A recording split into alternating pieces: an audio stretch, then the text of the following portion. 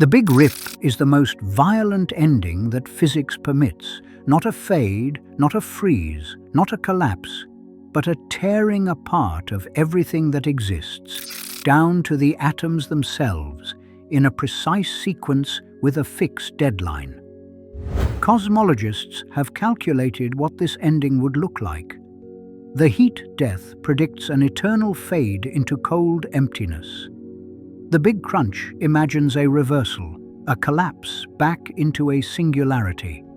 Vacuum decay proposes a sudden obliteration, a bubble of destruction expanding at light speed. These are dark futures, but they share a common feature. Bound structures survive for a very long time, galaxies hold together, stars burn, and atoms persist. The Big Rip operates differently. In this scenario, a force called phantom energy grows stronger as space expands, and that force tears galaxy clusters apart first, then galaxies, then solar systems, then planets, then molecules, then atoms, then, in the final fraction of a second, even the nuclei of atoms are shredded. Time itself reaches a boundary and stops. This is not speculation in the casual sense. The mathematics exists, the timeline has been calculated, the sequence of destruction has been mapped. Whether this fate awaits depends on a single number, a ratio that determines the behavior of dark energy. That number remains uncertain. The instruments measuring it are still refining their precision. If you find this kind of deep exploration valuable, please consider subscribing. It helps more than you might think. Tonight we examine the evidence for the Big Rip, what the physics predicts, what the observations reveal, and what it would mean if this is how everything ends. Let us begin with what we know. In 1998, two independent teams of astronomers made a discovery that upended cosmology. They measured the brightness of a particular type of exploding star called a Type 1a supernova. Type 1a supernova are useful because they all explode with roughly the same intrinsic luminosity, which means their apparent brightness reveals their distance. Both teams expected to find that the expansion of the universe was slowing down, gradually decelerating under the gravitational pull of all the matter within it. They found the opposite. The distant Type 1a supernovae were dimmer than expected, not brighter, which meant they were farther away than the models predicted. The expansion of the universe was not slowing down. It was speeding up. Saul Perlmutter led one team, the Supernova Cosmology Project. Brian Schmidt and Adam Rees led the other, the High Z Supernova Search Team. In 2011, all three received the Nobel Prize in Physics for this discovery. The universe, they had shown, was accelerating, and something was pushing it apart. That something was given a name: dark energy. Dark energy is not dark matter. Dark matter is invisible mass that clumps around galaxies and bends light. Dark energy is something else entirely. Dark energy fills all of space uniformly and has negative pressure, which in the framework of general relativity means it acts as a repulsive force. Dark energy pushes space apart. And according to the best measurements, dark energy accounts for approximately 68% of the total energy content of the universe. Here is the central question: what is dark energy exactly? The honest answer is that we do not know. Scientists can describe its effects with equations, measure its influence on cosmic expansion, and constrain its properties through observations, but the fundamental nature of dark energy remains one of the deepest mysteries in physics. The simplest explanation holds that dark energy is the cosmological constant, a term Albert Einstein added to his equations of general relativity in 1917.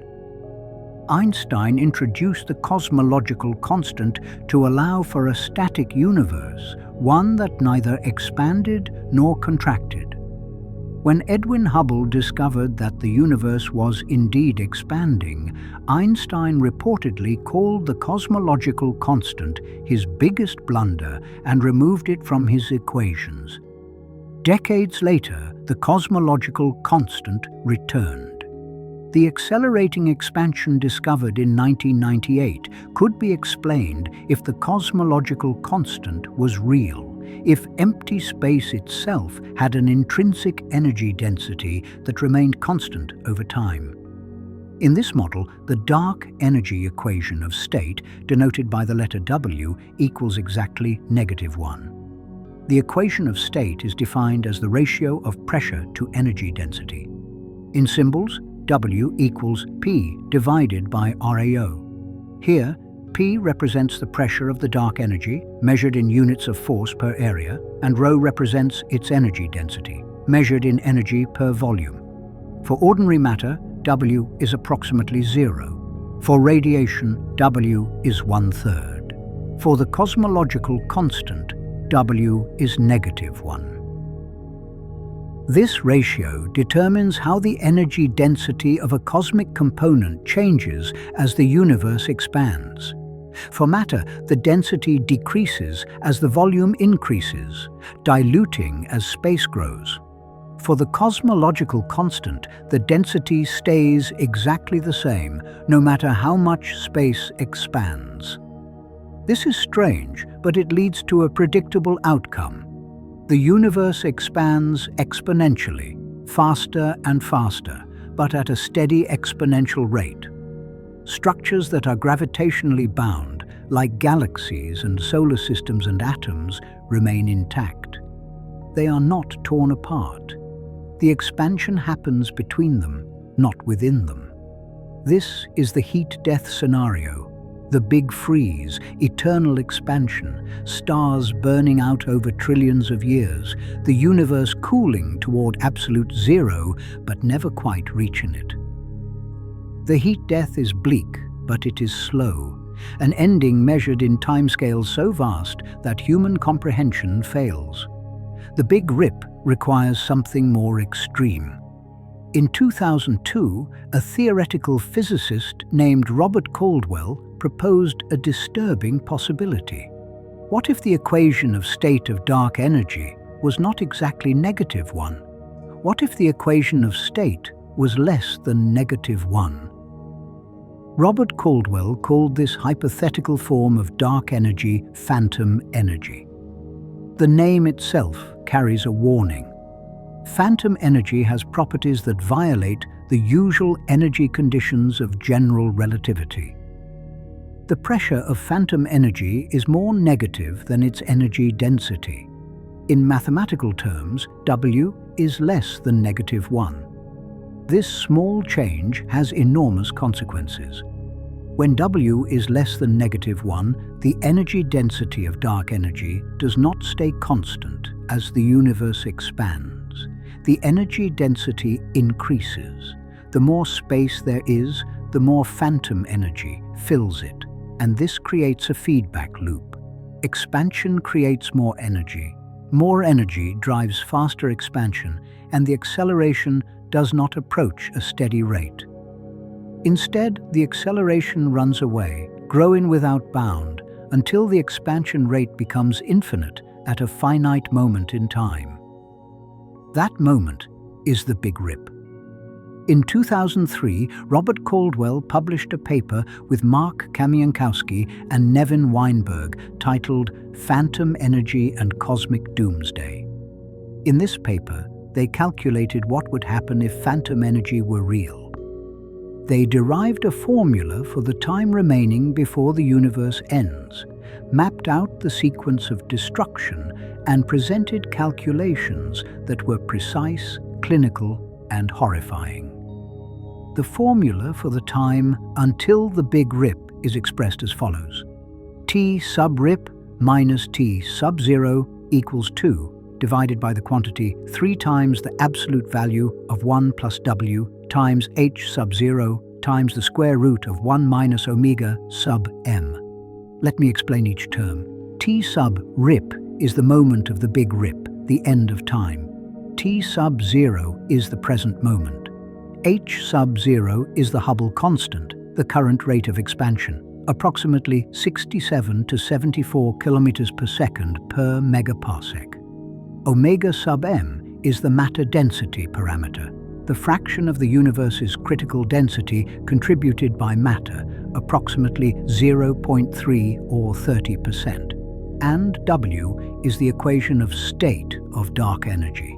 If W equals -1 exactly, the denominator contains the absolute value of 1 plus -1, which is 0. Division by 0 means the big rip time is infinite. There is no big rip. The universe expands forever in the heat-death scenario. But if W is less than -1, the denominator becomes finite, and the big rip occurs at a calculable future time. Robert Caldwell's example used W equals -1.5, an extreme value chosen to illustrate the physics clearly. With this value, and with standard cosmological parameters, the big rip would occur approximately 22 billion years from now. That number might sound distant. 22 billion years is longer than the current age of the universe, which is approximately 13.8 billion years. But in the context of cosmic time, 22 billion years is not so far. And the destruction accelerates rapidly as the end approaches. Here is the timeline Robert Caldwell calculated for W equals -1.5. Approximately 200 million years before the Big Rip, galaxy clusters become unbound. The gravitational attraction holding groups of galaxies together is overwhelmed by the phantom expansion, and clusters fly apart. Approximately 60 million years before the Big Rip, individual galaxies are torn asunder. The Milky Way, with its hundreds of billions of stars, would be shredded. Stars that had orbited the galactic center for billions of years would drift away, no longer gravitationally bound. Approximately 3 months before the Big Rip, solar systems lose their grip. The gravitational bond between stars and their planets is overcome. In our solar system, Earth would drift away from the Sun. Approximately 30 minutes before the Big Rip, planets are ripped apart.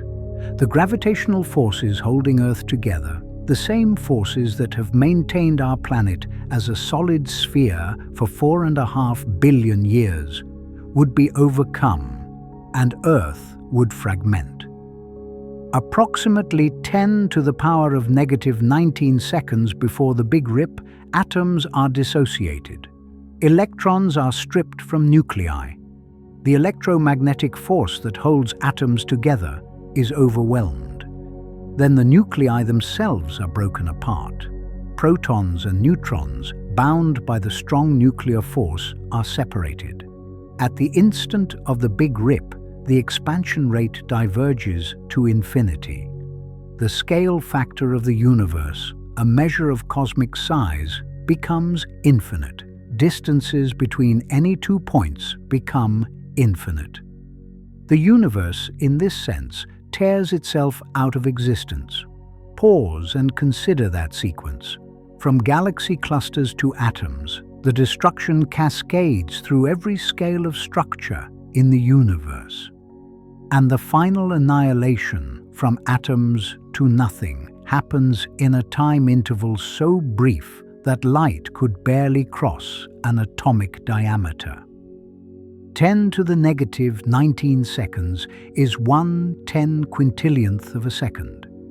In that instant, even light, traveling at 300 million meters per second, moves only about 30 picometers, roughly 1/3 the diameter of a hydrogen atom.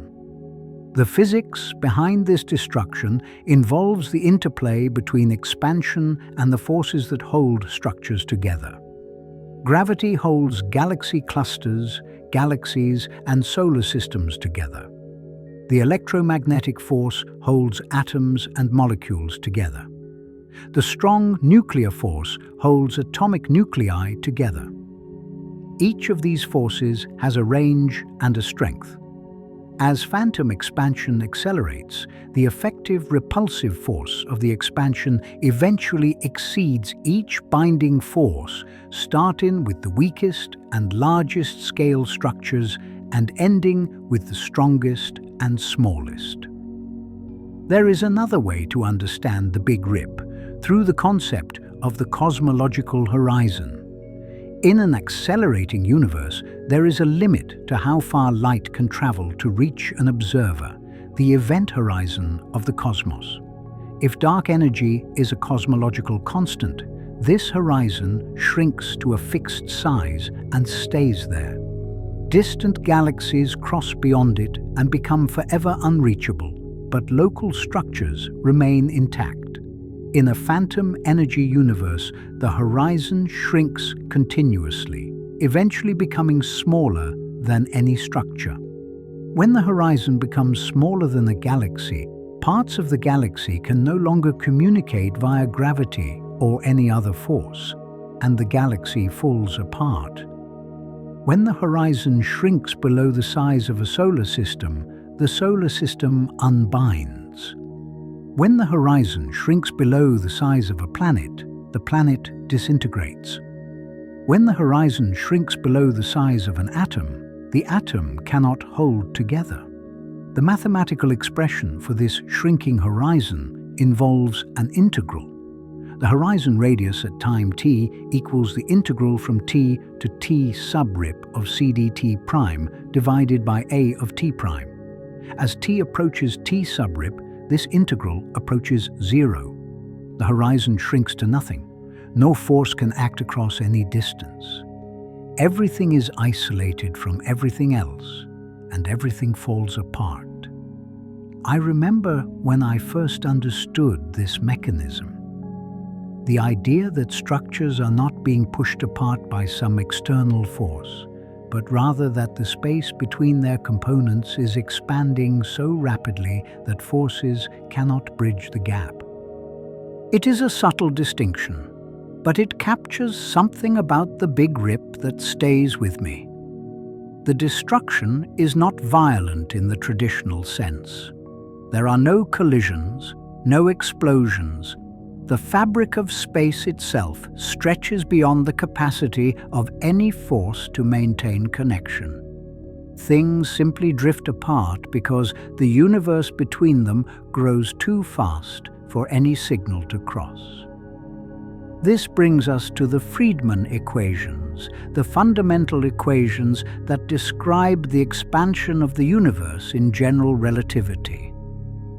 One of the Freedman equations, the acceleration equation, takes the form: the second-time derivative of the scale factor divided by the scale factor equals -4 pi g over 3 times the quantity rho plus 3p. Here, a is the scale factor, a dimensionless measure of the universe's size. The second-time derivative of a, written as a double dot, represents the acceleration of the expansion. G is the gravitational constant. Rho is the total energy density, and P is the total pressure. The key insight is that the combination rho plus 3p determines whether the expansion accelerates or decelerates. For ordinary matter and radiation, this quantity is positive, so the second derivative of A is negative, meaning expansion slows down. For dark energy with W equals -1, RHO plus 3p equals ρ plus 3 times -ρ, which equals -2 RO. This is negative, So the second derivative of A is positive, and the expansion accelerates. For phantom energy with W less than -1, the quantity Rho plus 3p becomes even more negative. The pressure P is more negative than negative Rho. So Rho plus 3 times something more negative than negative Rho yields an even larger negative number. The acceleration of expansion grows larger. And because phantom energy density itself increases as the universe expands, this creates the runaway feedback that leads to the Big Rip. The scale factor evolution follows a specific pattern. For a cosmic component with constant equation of state W, the energy density scales as ρ of A equals ρ sub 0 times A to the power of -3 times the quantity 1 plus W.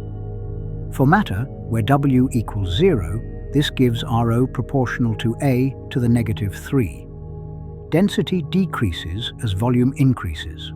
For radiation, where W equals 1/3, Rho is proportional to A to the -4, diluting even faster due to the redshifting of photon energies. For the cosmological constant, where W equals -1, the exponent is 0, so Rho stays constant. For phantom energy, where W is less than -1, the exponent -3 times 1 plus W becomes positive. If W equals -1.5, then 1 plus W equals -0.5, and -3 times -0.5 equals positive 1.5. So Rho is proportional to A to the positive 1.5. As A increases, Rho increases. The energy density grows with expansion. This is the mathematical heart of the Big Rip, a form of energy whose density grows as the universe expands. Where the larger the universe becomes, the more energy it contains, driving even faster expansion, creating an accelerating spiral that terminates in a finite time singularity. Think about what this means for our intuitions. We are accustomed to conservation laws where energy is conserved, mass is conserved, and things dilute as they spread out. Phantom energy violates these intuitions. It is as if the universe has a bank account that grows faster the more you withdraw, where the interest rate increases with the balance. In a finite time, the balance goes to infinity. This is mathematically permissible within general relativity, though it requires energy conditions that most physicists consider exotic or problematic. The question of whether phantom energy exists is ultimately observational. What do the measurements say? The current best constraints on the dark energy equation of state come from multiple sources. The cosmic microwave background radiation, type 1a supernovae, baryon acoustic oscillations, and galaxy cluster observations. The Planck satellite, which mapped the cosmic microwave background with unprecedented precision combined with other datasets, found W equals -1.028 plus or minus 0.031. Read that carefully. The central value sits slightly below -1 in phantom energy territory, but the uncertainty range includes -1. The data is consistent with a cosmological constant. The data is also consistent with mild phantom energy. If W equals exactly -1, there is no Big Rip. The universe expands forever in the heat-death scenario. If W equals -1.03, as the Planck central value suggests, the Big Rip would occur approximately 200 billion years from now, roughly 14 times the current age of the universe. Distant but finite. If W equals -1.1, the Big Rip would arrive in about 100 billion years. If W equals -1.5, Robert Caldwell's illustrative example, The Big Rip arrives in 22 billion years. The closer W is to -1, the farther into the future the Big Rip recedes, eventually becoming infinite if W equals -1 exactly. Observations have narrowed the range, but they have not definitively excluded phantom energy. The Wilkinson Microwave Anisotropy Probe, known as WMAP, provided early constraints in the 2000s, suggesting W less than -0.78 at 95% confidence, which allowed for phantom values but did not require them. The Chandra X-ray Observatory measured the properties of galaxy clusters and found W in the range of approximately -0.91 to -1.07. Again, consistent with mild phantom energy, but not demanding it.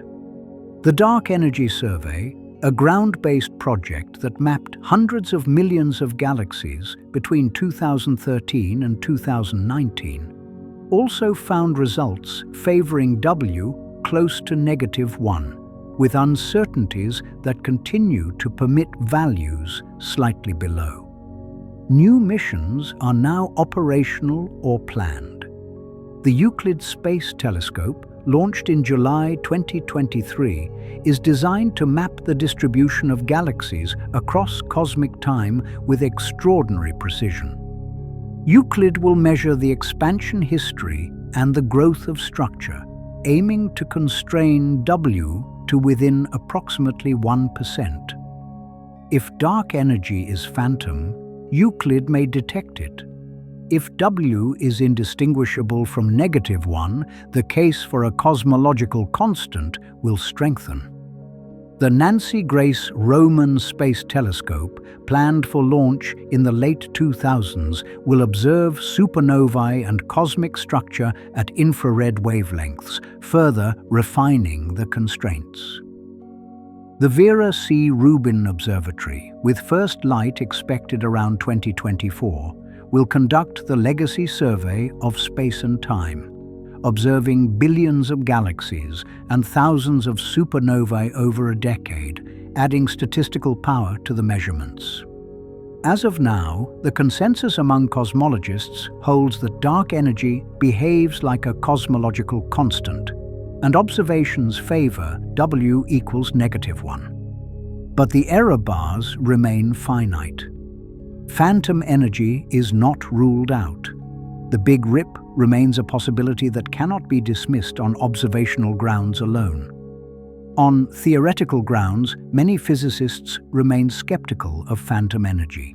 Phantom energy violates energy conditions that are considered fundamental in general relativity. The null energy condition states that for any null vector, the stress energy tensor contracted with that vector should be non-negative. Phantom energy violates this. The violation implies strange properties, such as negative kinetic energy, which can lead to instabilities. A field with negative kinetic energy, sometimes called a ghost field, can produce runaway particle creation and quantum instabilities. Some researchers have explored whether phantom-like behavior can emerge from more benign physics. Interactions between dark energy and dark matter, modified theories of gravity, or multiple interacting fields might produce an effective equation of state below -1 without the pathological properties of true phantom fields. These models are being tested against data. In 2015, Marcello Visconti, a mathematician at Vanderbilt University, along with physicists Thomas Kippart and Robert Scherer, published work that addressed a related problem. Earlier models had suggested that bulk viscosity in the cosmic medium would prevent the equation of state from crossing below -1. Marcello Visconti's formulation of relativistic fluid dynamics with viscosity showed that this was not necessarily the case. a viscous cosmic fluid could cross the phantom barrier without mathematical inconsistency. This work did not prove that phantom energy exists, but it removed a theoretical objection that had been cited against it. The implications of this research are subtle but important. If the transition to phantom behavior is mathematically permissible, then the Big Rip cannot be ruled out on the basis of theoretical implausibility alone. The question becomes purely observational.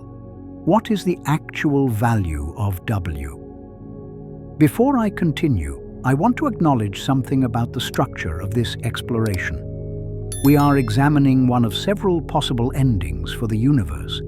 Each ending carries its own weight, its own character of finality. The heat death is an ending of exhaustion. The Big Crunch is an ending of reversal. Vacuum decay is an ending of sudden transformation. The Big Rip is an ending of dismemberment. I find myself returning to the timeline of destruction often, not for comfort, but for clarity. The sequence that Robert Caldwell calculated is not arbitrary. It follows from physics. The weakest and largest scale bonds break first. The strongest and smallest scale bonds break last. It is almost a hierarchy of resilience, tested against an ever-increasing force, failing from the top down. The Big Crunch deserves a moment of comparison. In the Big Crunch scenario, the expansion of the universe slows, stops, and reverses. Gravity wins. Everything falls back together into a final singularity, a mirror image of the Big Bang. For most of the 20th century, the Big Crunch was considered a plausible fate if the universe contained enough matter to halt expansion. The discovery of dark energy changed that calculus. With dark energy driving acceleration, the universe will not recollapse unless dark energy itself changes behavior in some unexpected way. The Big Crunch requires gravity to overcome dark energy, which current observations do not support.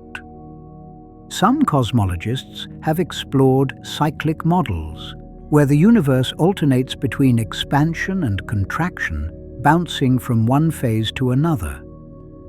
Paul Steinhardt and Neil Turok proposed an ekpyrotic model in 2002, where brains in higher dimensional space collide to produce Big Bang events, followed by expansion, followed by collision again. These models remain speculative and are not strongly supported by current data. Vacuum decay presents a different kind of threat. The Higgs field, which gives particles their mass, may exist in a metastable state. A metastable vacuum is like a ball resting in a shallow depression on a hillside, appearing stable but not occupying the lowest energy state. If a quantum fluctuation causes the field to tunnel to a lower energy state, a bubble of true vacuum would form. This bubble would expand at the speed of light, obliterating everything in its path. The laws of physics inside the bubble would be different. Atoms, as we know them, might not exist. Calculations based on the measured Higgs boson mass suggest that our vacuum may indeed be metastable. The probability of tunneling, though, is extraordinarily low. The estimated timescale for vacuum decay is longer than 10 to the 100 years, far longer than any other cosmic process. This is so remote that vacuum decay is effectively not a concern compared to the Big Rip if phantom energy exists. The Big Rip is unique among these scenarios in its combination of certainty and horror. If W is less than -1, the Big Rip is not a possibility. It is an inevitability. There is a specific date determined by the value of W and the current expansion rate when the universe ends. Not approximately, precisely. The equations give a number. and the destruction is total. In the heat death, structures persist. In the Big Crunch, everything reconverges. In vacuum decay, the transformation is sudden but might leave some form of existence, albeit radically different. In the Big Rip, nothing survives. Not galaxies, not stars, not planets, not molecules, not atoms, not nucleons. Space itself becomes undefined as the scale factor diverges to infinity. Consider the scale perspective. If the approximately 22 billion years until the Big Rip in Robert Caldwell's illustrative scenario were compressed into a single human lifespan of 80 years, the destruction of the Milky Way would occur in the final 3 months. The unbinding of the solar system would happen in the final days. The disintegration of Earth would occur in the final half-minute.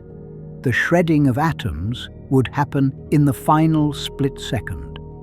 This compression reveals how suddenly the final annihilation occurs relative to the total timeline. Most of the drama unfolds extremely close to the end. For billions of years, the universe might appear relatively normal, the acceleration gradually increasing but not yet catastrophic. Then, in a cosmically brief interval, everything falls apart. 60 million years, the interval between the Milky Way's destruction and the Big Rip, is approximately the same length of time since the last dinosaurs went extinct on Earth. In cosmic terms, 60 million years is an eye blink, representing about 0.3% of the 20 billion year timeline. The universe enjoys relative stability for billions of years, then everything goes haywire in the last sliver of time. The final fraction of a second is almost incomprehensible. 10 to the negative 19 seconds is 10,000 times shorter than a femtosecond. In that interval, light travels about 30 picometers, roughly the scale of a single atomic nucleus. The time from intact atoms to complete dissociation is briefer than the time it takes light to cross an atom. The end, when it comes, is instantaneous by any meaningful measure. I want to introduce another equation that helps convey the physics. Hubble's law describes the relationship between a galaxy's recession velocity and its distance. The equation is v equals h sub 0 times d, where v is the recession velocity, h sub 0 is the Hubble constant, and d is the proper distance to the galaxy. Hubble's law provides a starting point for understanding expansion. Today, the Hubble constant is approximately 67 to 74 kilometers per second per megaparsec. A galaxy 1 megaparsec away, about 3.26 million light-years, recedes from us at roughly 70 kilometers per second. In a phantom energy universe, the Hubble parameter h does not remain constant. The Hubble parameter increases with time, diverging to infinity as the Big Rip approaches. When h becomes enormous, even small distances correspond to enormous recession velocities.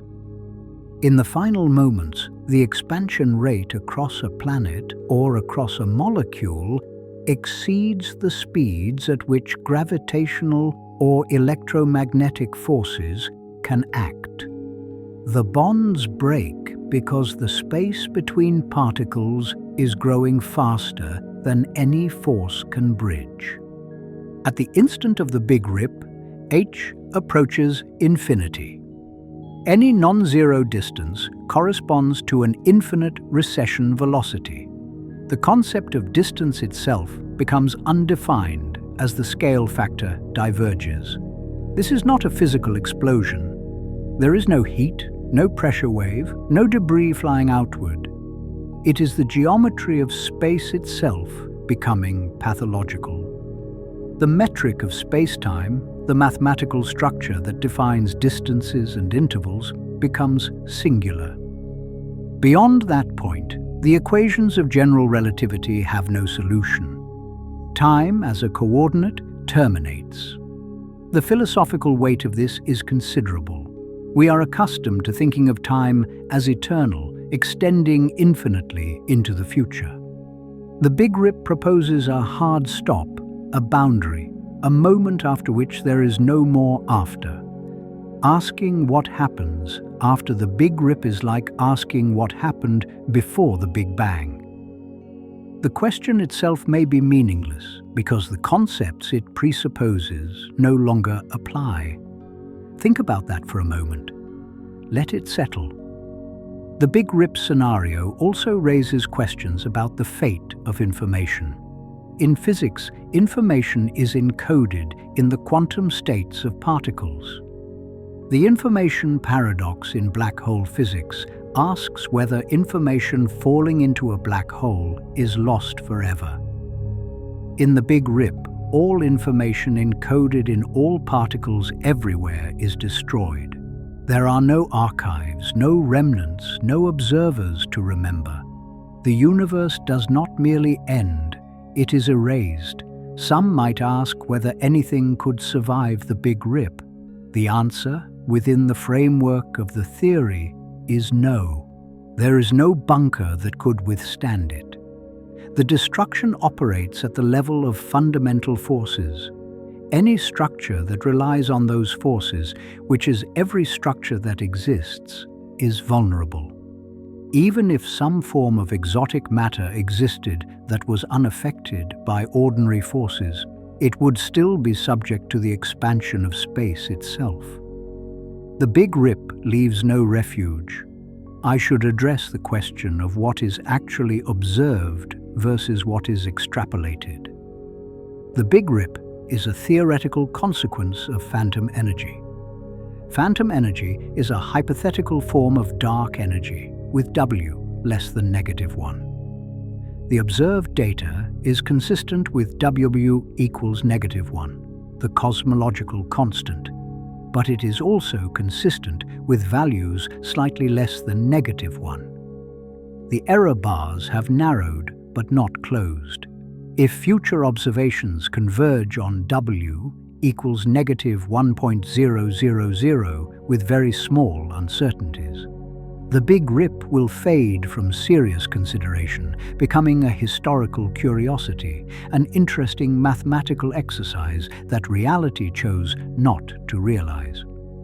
If future observations find W equals -1.05 or less, with small uncertainties, the Big Rip will become the predicted fate of the cosmos. Scientists will refine the timeline. The date of the end will be calculated with increasing precision. Civilization, if it persists, will know how much time remains. Currently, we are in the uncertain middle. The data permits both outcomes.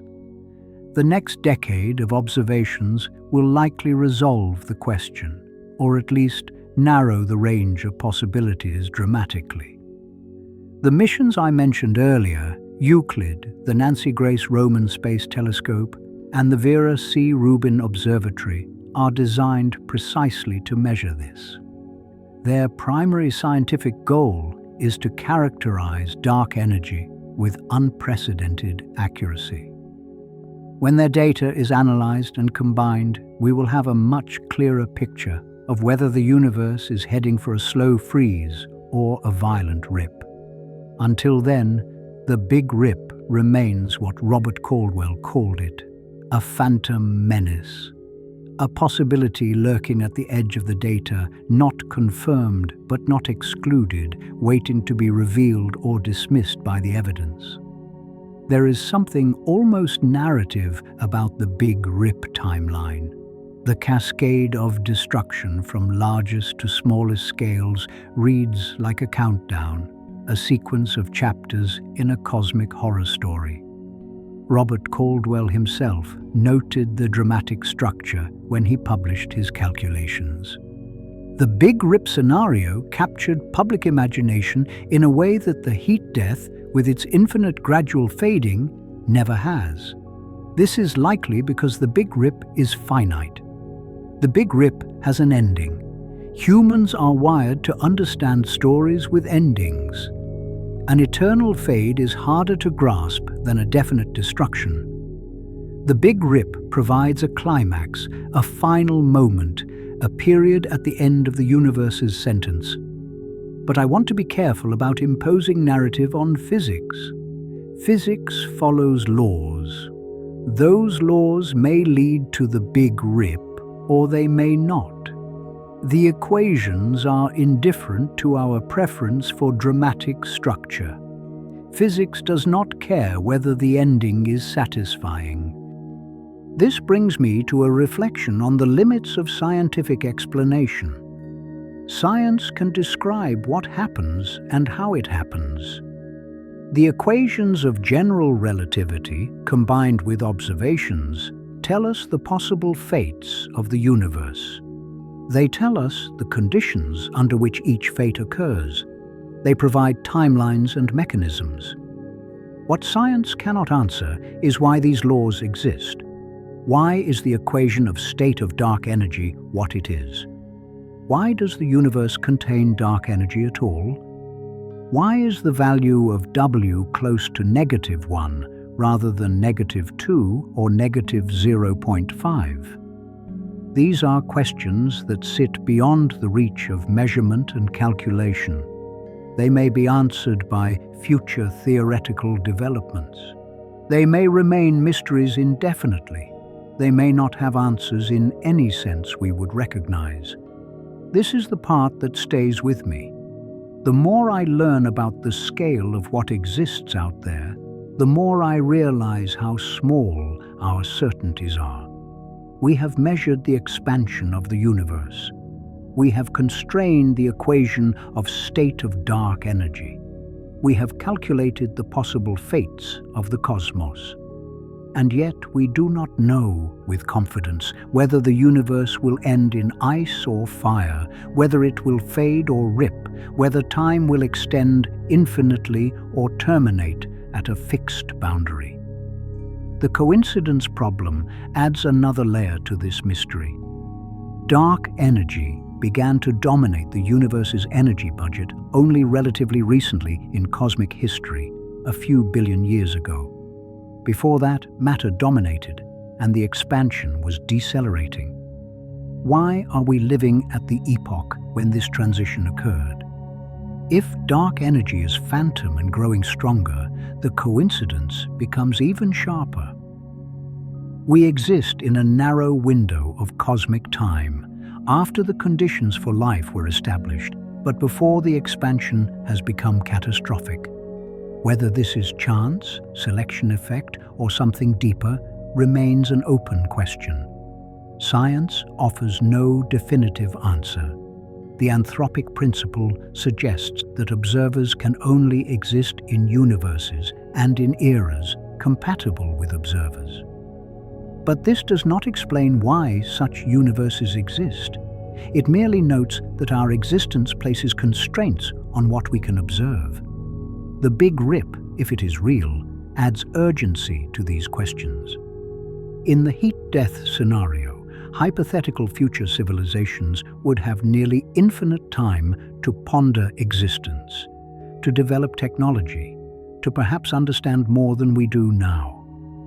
In the Big Rip scenario, there is a deadline, a hard stop. Whatever questions remain unanswered at that moment will remain unanswered forever. Let me return to the observational evidence and current status. As of the mid-2000s, the mainstream view holds that dark energy is consistent with a cosmological constant. The data does not demand phantom energy.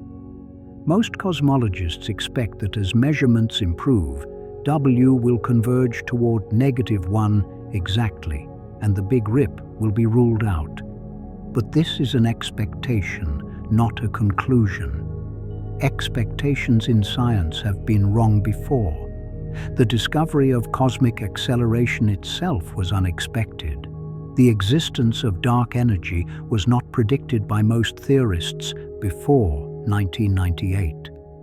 We have been surprised before. we may be surprised again. The theoretical objections to phantom energy are serious, but not necessarily fatal. Violating energy conditions does imply exotic physics, possibly requiring modifications to quantum field theory or general relativity. But exotic physics exists. Dark energy itself is exotic. Dark matter is exotic. The early universe underwent inflation, a period of extremely rapid expansion driven by unknown physics. The history of cosmology is a history of expanding our conception of what is possible. If the Big Rip is the actual fate of the universe, it will require new physics to explain phantom energy. That new physics might itself reveal something fundamental about the nature of space, time, energy, and matter. The Big Rip, in that sense, would not only be an ending, it would be a clue. Recent theoretical work has explored what might happen near the Big Rip singularity itself.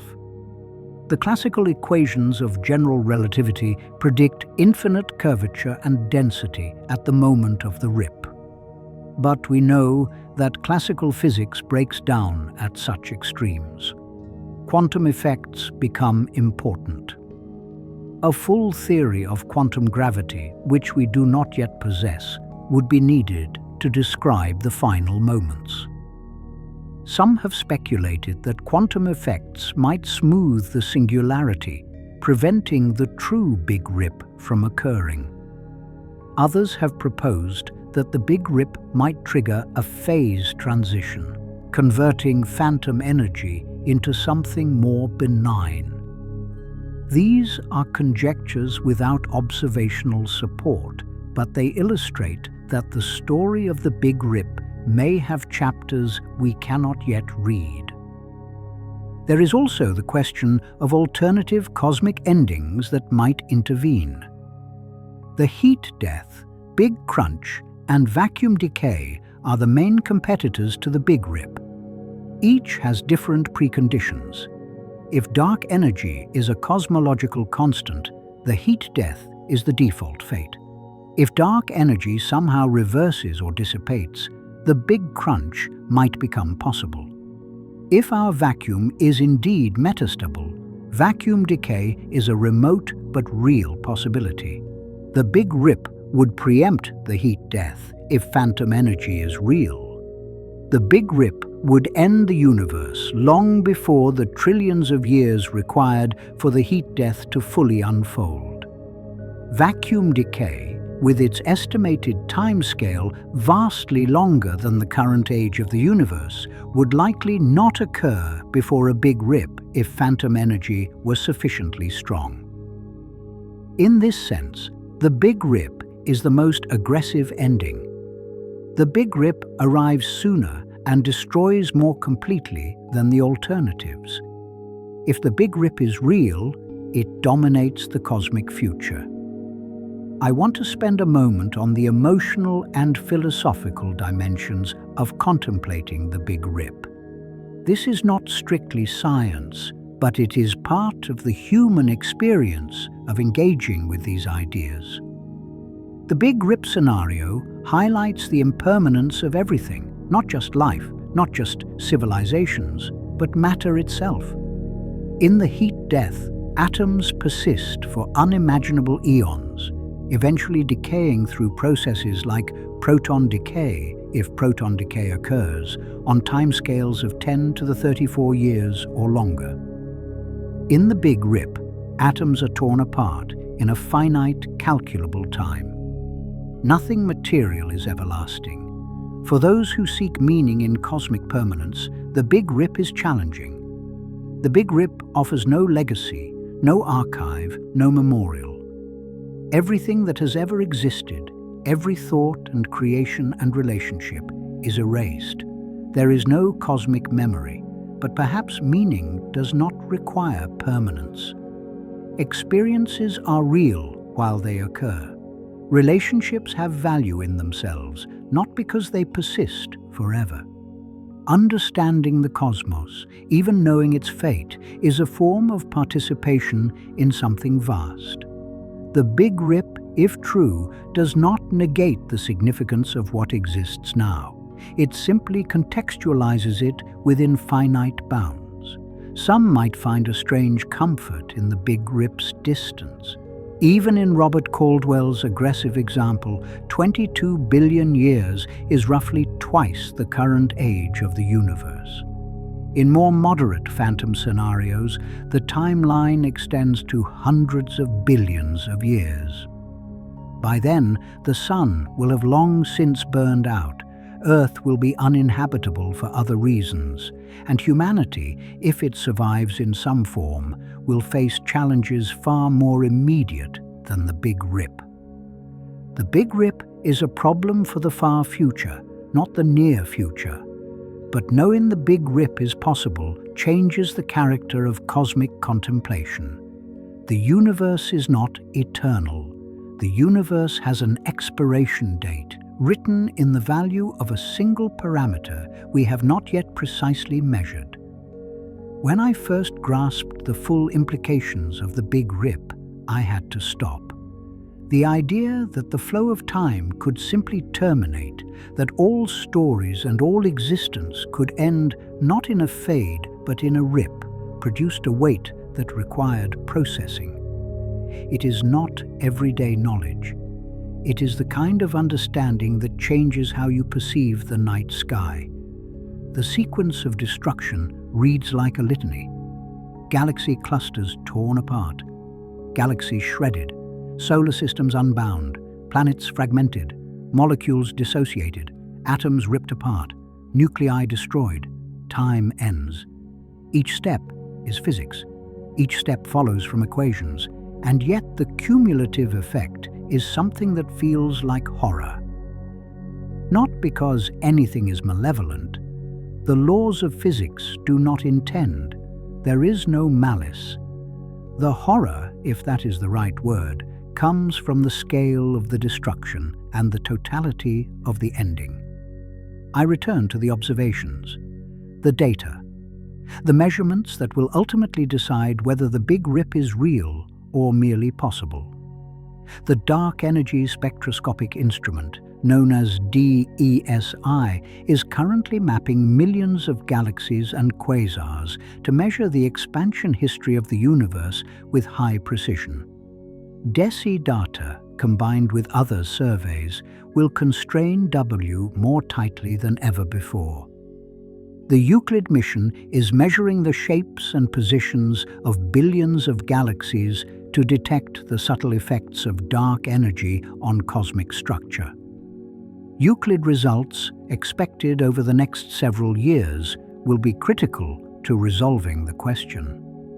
The ground-based surveys, including the Vera C. Rubin Observatory's Legacy Survey of Space and Time, will observe the transient sky with unprecedented completeness, catching supernovae and other events that trace cosmic expansion. By 2030 or thereabouts, the combined data from these efforts may resolve the question. Either W will be indistinguishable from -1, ruling out the Big Rip, or W will be measurably less than -1, confirming phantom energy and establishing the Big Rip as the probable fate of the universe. Until that resolution, we live with uncertainty. The Big Rip is possible. Whether the Big Rip is probable is not yet determined. The secrets remain encoded in measurements we have not yet made with sufficient precision. I want to conclude this section by returning to the central facts. The Big Rip is a theoretical ending of the universe, derived from the equations of general relativity combined with the hypothesis of phantom dark energy. Phantom energy, characterized by an equation of state W less than -1, would cause the expansion of the universe to accelerate without bound, eventually tearing apart all structures from galaxy clusters to atoms in a precise sequence that culminates in a singularity where the scale factor becomes infinite and time ends. The timeline of destruction depends on the value of W and current cosmological parameters. For W equals -1.5, the Big Rip would occur approximately 22 billion years from now. For W closer to -1, the timeline extends further. For W equals -1 exactly, the Big Rip does not occur. Current observations constrain W to be very close to -1, with the best estimates clustering around -1.028 plus or minus 0.03. This permits both a cosmological constant, W equals -1, and mild phantom energy, W slightly less than -1. The data does not currently favor the Big Rip, but the data does not exclude it. The theoretical status of phantom energy is uncertain. Phantom energy requires violations of energy conditions that many physicists consider exotic or problematic.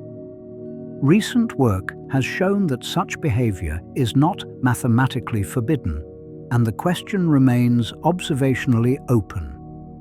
Future missions, including Euclid, the Nancy Grace Roman Space Telescope, and the Vera C. Rubin Observatory, will refine constraints on the dark energy equation of state. Within the next decade, we may know with much greater certainty whether the Big Rip is the fate that awaits. If the Big Rip is real, the universe has an expiration date, a moment when expansion overcomes all forces, when all structures are destroyed, when time itself terminates. Not a gentle fading into darkness, but a violent ripping apart of everything that exists, down to the fundamental constituents of matter, in a cascade that ends in a singularity beyond which nothing continues. The Big Rip is the most extreme ending physics permits. Whether the Big Rip is the ending we face remains to be seen. The observations continue. The instruments refine their precision, the data accumulates, and the cosmos, indifferent to our questions, proceeds along whatever trajectory its parameters dictate. 2 trillion galaxies, hundreds of sextillions of stars, countless worlds, and the possibility, not proven but not excluded, that all of it, every atom, every structure, every trace of existence will be torn apart in a finite time. The Big Rip, phantom energy, the equation of state, the Hubble constant, the Freedman equations, the scale factor diverging to infinity. Time ending. These are the terms of the question. The answer lies in measurements we have not yet made with sufficient precision. For now, we wait. We observe, we calculate, and we contemplate an ending that, if true, would be the most complete annihilation conceivable. Thank you for joining me on this exploration. If this content resonated with you, please consider subscribing and sharing it with others who might find value in these questions.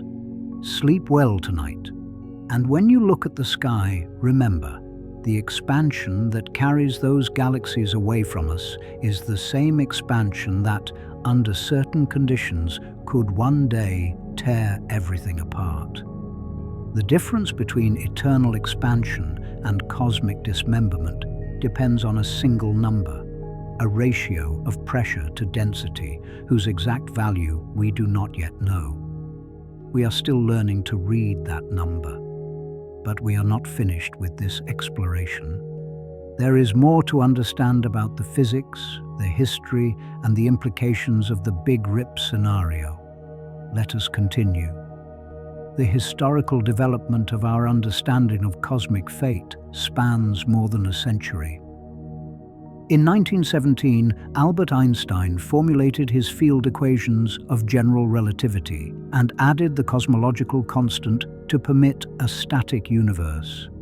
Einstein believed the cosmos was eternal and unchanging. The cosmological constant, represented by the Greek letter lambda, provided a repulsive force to balance gravity. In 1922, the Russian mathematician Alexander Freedman derived solutions to Einstein's equations that described expanding and contracting universes. Alexander Freedman showed that a static universe was unstable and that any perturbation would cause it to either expand or collapse. In 1927, the Belgian physicist Georges Lemaitre independently derived similar solutions and proposed that the universe had a definite beginning. Expanding from an initial state he later called the primeval atom. This was the conceptual foundation for what we now call the Big Bang. In 1929, Edwin Hubble provided observational evidence. Edwin Hubble measured the distances and velocities of galaxies and found that they were moving away from us, with more distant galaxies receding faster. The universe was expanding.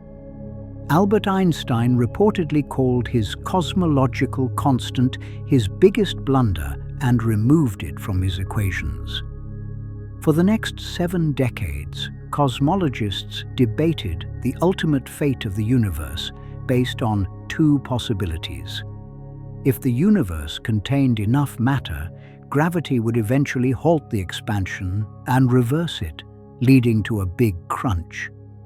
If the matter density was below the critical threshold, the universe would expand forever, gradually slowing but never stopping, eventually reaching a cold, dark heat death. The discovery of cosmic acceleration in 1998 changed everything. The universe was not just expanding, it was speeding up. Something was overcoming gravity and pushing space apart.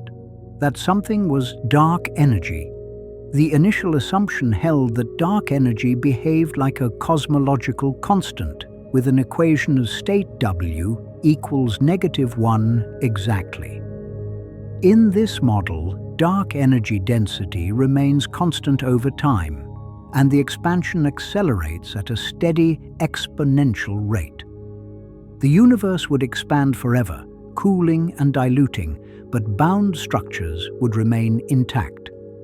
Robert Caldwell's 2002 proposal of phantom energy introduced a more extreme possibility.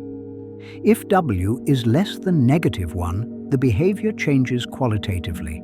The acceleration increases over time, the expansion becomes super-exponential, and the universe ends not in a slow fade, but in a violent rip.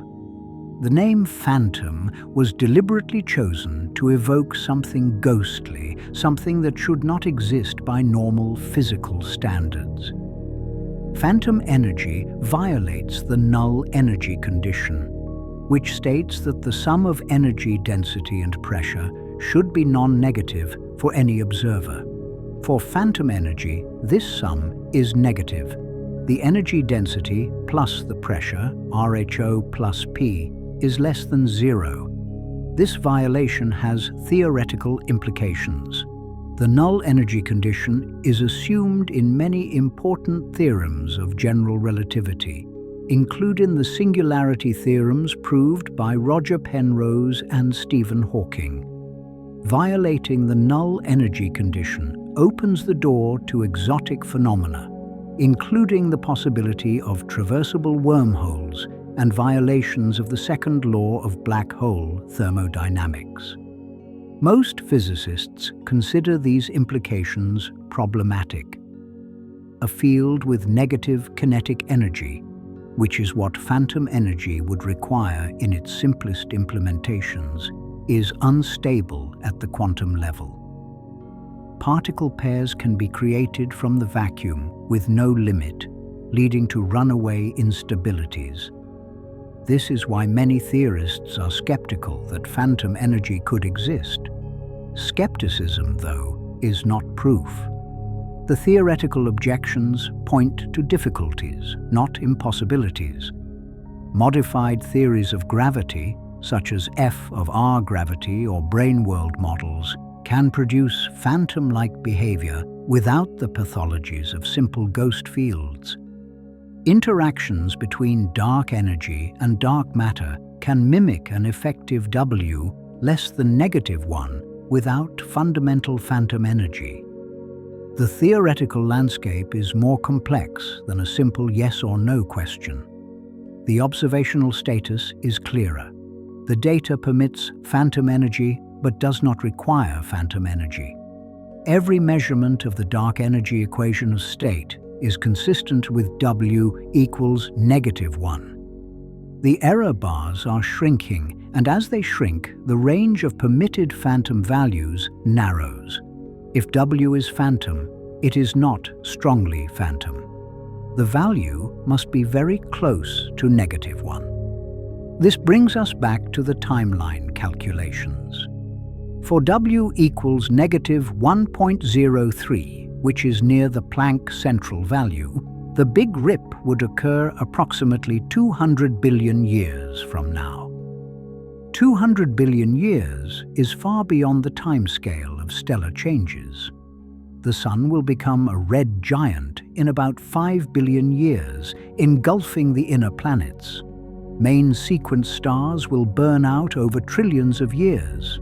Black holes will dominate the cosmic landscape for timescales of 10 to the 67 years or longer before evaporating through Hawking radiation.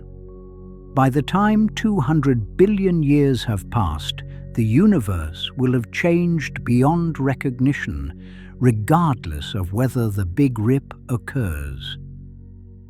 For more extreme phantom values, the timeline shortens. If W equals -1.1, the Big Rip arrives in roughly 100 billion years. If W equals -1.5, the Big Rip arrives in approximately 22 billion years. If W equals -2, the Big Rip would arrive even sooner, perhaps in less than 10 billion years. Current constraints make such extreme values highly unlikely. Observations favor W close to -1, but the uncertainty remains non-zero, and the possibility remains open. Let me introduce another perspective on the Big Rip through the lens of gravitational binding. Every structure in the universe, from galaxy clusters to atoms, is held together by forces that overcome the tendency of space to expand. The expansion of space is a universal tendency described by the Hubble parameter h. The binding forces are specific to each structure depending on its mass, charge, and other properties. For a galaxy cluster, the binding force is gravity. A galaxy cluster contains thousands of galaxies and even more dark matter, all gravitationally attracting each other. The expansion of space tends to pull them apart, but gravity pulls them back. As long as the gravitational binding energy exceeds the kinetic energy of expansion, the cluster remains bound. In a phantom universe, the Hubble parameter increases over time. The expansion rate across the cluster grows. Eventually, the expansion rate exceeds the escape velocity of the cluster, the speed at which objects would need to move to overcome gravitational attraction. When this happens, the cluster unbinds and galaxies fly apart, no longer held together. The same logic applies at smaller scales. A galaxy is held together by the gravity of its stars, gas, and dark matter halo. When the expansion rate across the galaxy exceeds the orbital velocities of stars, the galaxy unbinds. A solar system is held together by the gravity of the central star. When the expansion rate across the solar system exceeds planetary orbital velocities, planets drift away. A planet is held together by gravity and by the electromagnetic forces that bind atoms into a solid or liquid structure. For a rocky planet like Earth, gravitational binding is significant at large scales, but at small scales, the material strength of rock resists disruption. When the expansion rate becomes fast enough to overcome both, the planet fragments. An atom is held together by the electromagnetic force between the nucleus and the electrons. The binding energies are measured in electron volts, corresponding to forces vastly stronger than gravity at these scales. But in the final moments before the Big Rip, the expansion rate becomes so extreme that even these forces are insufficient, and the atom dissociates. A nucleus is held together by the strong nuclear force, the strongest known force at short distances. The binding energy of a nucleus can be millions of electron volts. The strong nuclear force holds protons and neutrons together despite the electromagnetic repulsion between protons. In the final fraction of a second before the Big Rip, even this force is overcome, and nuclei are torn apart into their constituent particles. What happens to those particles? In standard physics, protons and neutrons are composite particles made of quarks held together by the strong force via gluons. Whether the Big Rip would tear apart protons and neutrons into free quarks is an interesting question. Quarks are confined within hadrons under normal conditions, and free quarks are not observed. The dynamics of the Big Rip singularity might probe physics beyond our current understanding. At the singularity itself, the scale factor A goes to infinity. The energy density of phantom dark energy goes to infinity. The Hubble parameter h goes to infinity. The curvature of space-time becomes singular. General relativity predicts infinite values, which signals that the theory has exceeded its domain of validity. Quantum effects must become important near the singularity. A theory of quantum gravity would be needed to describe what actually happens. We do not have a complete theory of quantum gravity. Candidates include string theory, loop quantum gravity, and various other approaches, but none has been empirically confirmed. The behavior of the universe in the final instance before the Big Rip, if the Big Rip occurs, remains beyond our current ability to describe. Some researchers have speculated about what might happen.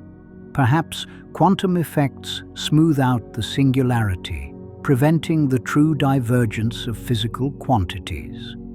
Perhaps the Big Rip triggers a phase transition, converting the universe into a different state with different physics. Perhaps new dimensions open up or close off.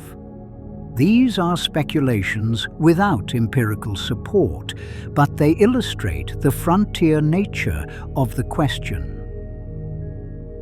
Consider the contrast between the Big Rip and the Big Crunch. In the Big Crunch scenario, the universe reaches a maximum size, then contracts, eventually reconverging into a singularity similar to the Big Bang, but in reverse. All matter and energy would compress into an infinitely small, infinitely dense point. The Big Crunch has a certain symmetry with the Big Bang. The universe begins with a singularity, expands, then collapses back into a singularity.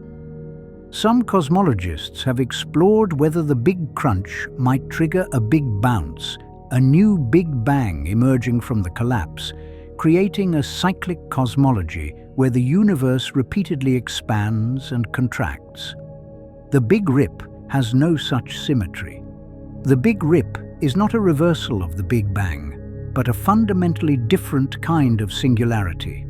The scale factor goes to infinity rather than zero. The universe does not collapse into a point, but explodes into unboundedness. There is no clear physical process by which a Big Rip could transition into a new phase. The Big Rip appears to be a true ending rather than a transition. This asymmetry is one reason the Big Rip feels so final. The Big Crunch, however violent, at least suggests the possibility of rebirth. The Big Rip offers no such consolation. The Big Rip is destruction without renewal. The comparison with vacuum decay is also instructive. Vacuum decay is a quantum mechanical process in which the false vacuum, the metastable state of the Higgs field, tunnels to a true vacuum with lower energy.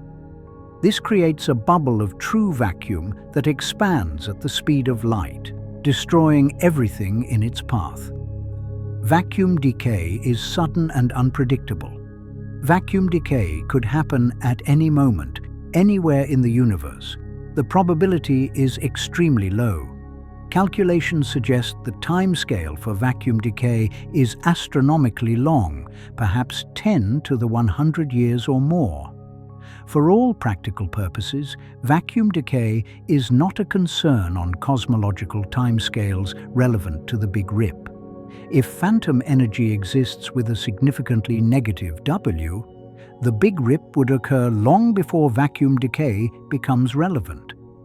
The Big Rip would preempt other possible endings, arriving sooner and destroying the universe before other processes could unfold. There is one more scenario worth mentioning: the Little Rip and the Pseudo-Rip.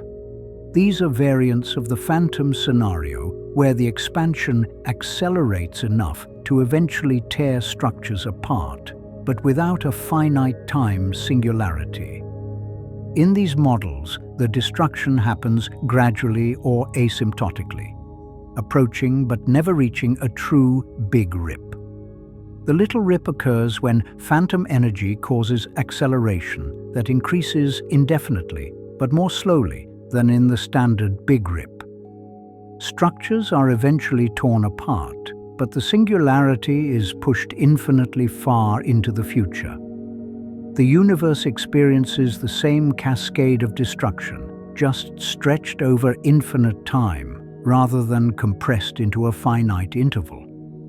The pseudo-rip is even milder, where the equation of state approaches but never crosses the phantom barrier. The acceleration increases, but bound structures are only marginally affected. The universe experiences enhanced expansion without the catastrophic unbinding of the Big Rip. These variants illustrate that the phantom regime has subtlety. The precise value of W and its time development determine which scenario unfolds. Current observations do not distinguish between these possibilities with confidence. I want to return to the numbers because they anchor this discussion in physical reality. The dark energy density today is approximately 6 times 10 to the negative 27 kilograms per cubic meter, roughly equivalent to 5 protons per cubic meter of space. Dark energy density is incredibly low, far less than the density of the interstellar medium, which is about 1 atom per cubic centimeter. Dark energy is dilute beyond everyday comprehension. Yet this dilute energy dominates the cosmos. Dark energy constitutes 68% of the total energy content of the universe, compared to 27% for dark matter and only 5% for ordinary matter. The dominance of dark energy drives the acceleration we observe. In a phantom scenario, this density increases as the universe expands. If W equals negative 1.5, the energy density grows proportional to the scale factor raised to the power of positive 1.5. As the universe doubles in size, the phantom energy density increases by a factor of approximately 2.8. As the universe grows tenfold, the density increases by about 32 times. Near the Big Rip, the energy density becomes enormous. To tear apart atomic nuclei, the energy density of the repulsive expansion would need to rival the binding energy density within nuclei. which is on the order of 10 to the 18 joules per cubic meter, corresponding to a mass equivalent density of about 10 to the 14 kilograms per cubic meter. Phantom energy would need to grow from its current value of 10 to the negative 27 kilograms per cubic meter to 10 to the positive 14 kilograms per cubic meter, an increase of about 10 to the 41 times. This enormous amplification happens because of the runaway feedback of phantom expansion. The energy grows faster than exponentially, reaching any target value in finite time. The universe that appears nearly empty today would, in the final instance, be filled with an energy density exceeding that of an atomic nucleus. The Hubble parameter today is approximately 67 to 74 kilometers per second per megaparsec, depending on measurement method. In more fundamental units, this is about 2.2 times 10 to the negative 18 per second. The timescale for expansion, 1 over h, is about 14 billion years, roughly the age of the universe. In a phantom universe approaching the Big Rip, h increases without bound. In the final minute before the rip, h might be on the order of 10 to the 5th per second, meaning the expansion timescale would be about 10 microseconds. In the final microsecond, h might be 10 to the 11 per second. The expansion becomes incomprehensibly rapid. These numbers are illustrative, not precise predictions. The exact values depend on the equation of state and other parameters, but they convey the scale of what the Big Rip implies. A transformation from the gentle expansion we observe today into a violent, all-destroying acceleration that shatters everything in an instant. Think about that transformation. Consider what it would mean for anything that might exist at that time. Any civilization that survived to the final era would watch the cosmos change around them. First, distant galaxy clusters would disappear beyond the horizon. Then nearby galaxies would drift away. Then their own galaxy would begin to unbind. Stars that had been fixed points in the sky for billions of years would slowly drift apart. In the final months, their own solar system would destabilize, and planets would leave their orbits. In the final hours, their own planet would begin to feel tidal stresses. In the final minutes, the ground beneath them would crack. In the final seconds, their bodies would disintegrate as molecules lost cohesion. In the final fractions of a second, atoms and nuclei would be torn apart, and then nothing. There would be no escape. No bunker built in any location would survive. The destruction operates at the level of space itself, not at the level of local conditions that could be shielded or avoided. I find this scenario haunting, not because it is dramatic, but because it is physical. It follows from equations. It is a consequence of a parameter that we can measure. The haunting quality, such as it is, comes from the indifference of the mechanism. There is no malevolent force, no catastrophe that could be averted by heroic action. Just an equation of state with a value slightly less than -1, and time marching toward an inevitable conclusion. The uncertainty is not a failure of science. It is a reflection of where we stand in our understanding. We are early in the project of cosmological measurement. A century ago, we did not know the universe was expanding. A quarter century ago, we did not know it was accelerating. What will we know a quarter century from now? The instruments are improving. The data is accumulating. The questions that today sit at the edge of uncertainty may, within our lifetimes, receive definitive answers. Or they may remain open, secrets kept a little longer. Either way, the questions themselves are remarkable. That beings on a small planet orbiting an ordinary star in an ordinary galaxy can ask about the fate of all existence and can devise instruments and calculations to approach an answer is itself a form of comprehension pushed to its limits. Science can describe what happens and how it happens. But the question of why anything exists at all, why there is something rather than nothing, sits beyond the reach of telescopes and equations. Some questions may simply be beyond what science alone can address. Let me now turn to the specific missions and instruments that are refining our knowledge of dark energy. The Type 1. A supernova surveys of the 1990s were the beginning. Ground-based telescopes and the Hubble Space Telescope observed distant supernova, measuring their brightness and redshift.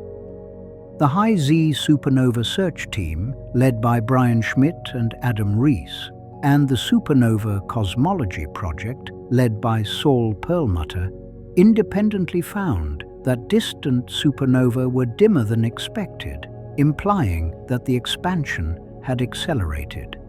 The Wilkinson Microwave Anisotropy Probe, launched in 2001 and operational until 2010, mapped the cosmic microwave background radiation, the afterglow of the Big Bang.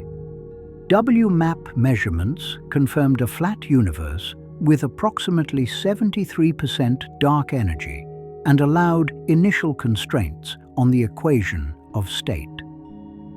Early WMAP results permitted with less than negative 0.78 at 95% confidence, allowing phantom energy but not confirming it. The Chandra X-ray Observatory, launched in 1999, observes galaxy clusters in X-ray light. By measuring the properties of hot gas in clusters and the growth of structure over cosmic time, Chandra contributed constraints on dark energy. Studies in 2008 and 2009 found W in the range of approximately negative 0.91 to negative 1.07, consistent with mild phantom energy or the cosmological constant. The Planck satellite, launched in 2009 and operational until 2013, provided the most precise measurements of the cosmic microwave background to date. Planck's 2018 results pinned the dark energy equation of state to W equals negative 1.03 plus or minus 0.03. This is consistent with W equals negative 1, the cosmological constant, but the central value is slightly phantom. If this central value were exact, the Big Rip would occur approximately 200 billion years from now.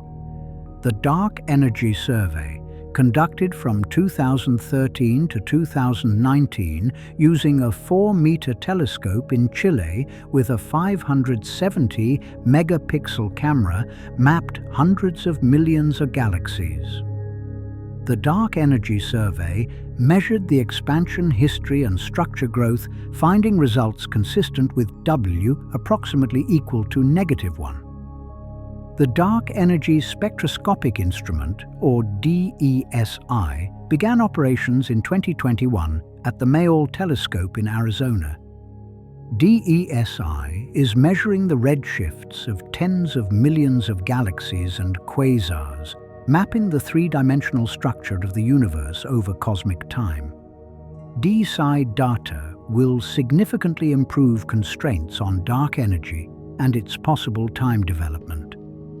The Euclid Space Telescope, launched in July 2023, is surveying the sky in visible and near-infrared light. Euclid will measure the shapes of over 1 billion galaxies, detecting weak gravitational lensing, and will determine redshifts for tens of millions of galaxies. Euclid's expected precision on the equation of state is approximately 1%, potentially revealing any deviation from W equals -1 or ruling out phantom energy more definitively. The Nancy Grace Roman Space Telescope, planned for launch in the mid to late 2000s, will observe the sky in infrared light with a field of view 100 times larger than the Hubble Space Telescope. The Roman telescope's dark energy program will observe thousands of Type I supernovae and measure baryon acoustic oscillations across cosmic time. The Vera C. Rubin Observatory, with first light expected around 2024, will conduct the Legacy Survey of Space and Time over 10 years, observing billions of galaxies, measuring billions of stellar motions, and detecting hundreds of thousands of supernovae. The sheer volume of data will provide statistical power to constrain dark energy properties with unprecedented precision. By the end of this decade, the combined data from these missions will either confirm that dark energy is a cosmological constant with W equals -1, or reveal a deviation that points toward dynamical dark energy or phantom energy. If the data converges on W equals -1 with very small uncertainties, the Big Rip will become a historical curiosity, a mathematical possibility that reality chose not to realize. Cosmologists will turn their attention to the heat death, the slow fade into maximum entropy over trillions of years. If the data reveals W measurably less than -1, the implications will be significant. Phantom energy would be confirmed. The Big Rip would become the predicted fate. The timeline would be calculated. The sequence of destruction would be known with increasing precision. And humanity, or whatever comes after, would have an expiration date for the cosmos. The observations will decide. Reality is not obligated to match our preferences or comfort. Physics follows its laws, whatever they may be. Before I conclude, I want to address a question that sometimes arises. Why study the fate of the universe when we will not be around to see it? The answer is that understanding is valuable in itself. Knowledge about the cosmos places us in context. It tells us what kind of universe we inhabit. It informs our conception of existence, of time, of scale. Whether the universe ends in 20 billion years or continues indefinitely changes the character of our cosmic situation. The study of dark energy is not merely abstract. Dark energy dominates the universe. Understanding its nature may reveal fundamental physics beyond the standard model. If phantom energy exists, it would require new fields or modifications to gravity that we have not yet identified. The Big Rip, if it is real, would be a signpost pointing toward new physics. And there is a matter of intellectual honesty. If the universe has a fate, we should want to know it, not because we can change it, but because truth matters. Reality does not owe us a comfortable ending. Our task is to understand what is, not to wish for what we would prefer. The Big Rip is one possibility among several. The Big Rip is supported by a mathematical framework and permitted by current observations. The Big Rip has not been confirmed or ruled out. The question remains open, and the instruments designed to answer it are currently operating. Let me close with a summary of the key facts. The Big Rip is a theoretical endpoint for the universe, requiring phantom dark energy with an equation of state W less than -1. In this scenario, the expansion of the universe accelerates without bound, eventually tearing apart all structures in a precise sequence. galaxy clusters, galaxies, solar systems, planets, molecules, atoms, and finally, nuclei. Time ends at a finite moment when the scale factor diverges to infinity. Robert Caldwell proposed phantom energy in 2002 and calculated the Big Rip timeline in 2003 with Mark Kamionkowski and Nevin Weinberg. For W equals -1.5, the Big Rip would occur in approximately 22 billion years. For W closer to -1, the timeline extends. Current observations from Planck, supernovae and galaxy surveys constrain W to approximately -1.03 plus or minus 0.03, consistent with the cosmological constant, but also permitting mild phantom energy. If W is -1.03, the Big Rip would occur in approximately 200 billion years. Future missions, including Euclid, the Nancy Grace Roman Space Telescope, and the Vera C. Rubin Observatory, will refine constraints on W to approximately 1% precision. Within a decade, we may know definitively whether phantom energy exists. If phantom energy exists, the Big Rip is the fate of the cosmos. If phantom energy does not exist, the heat death, an eternal expansion into cold emptiness, is the more likely endpoint.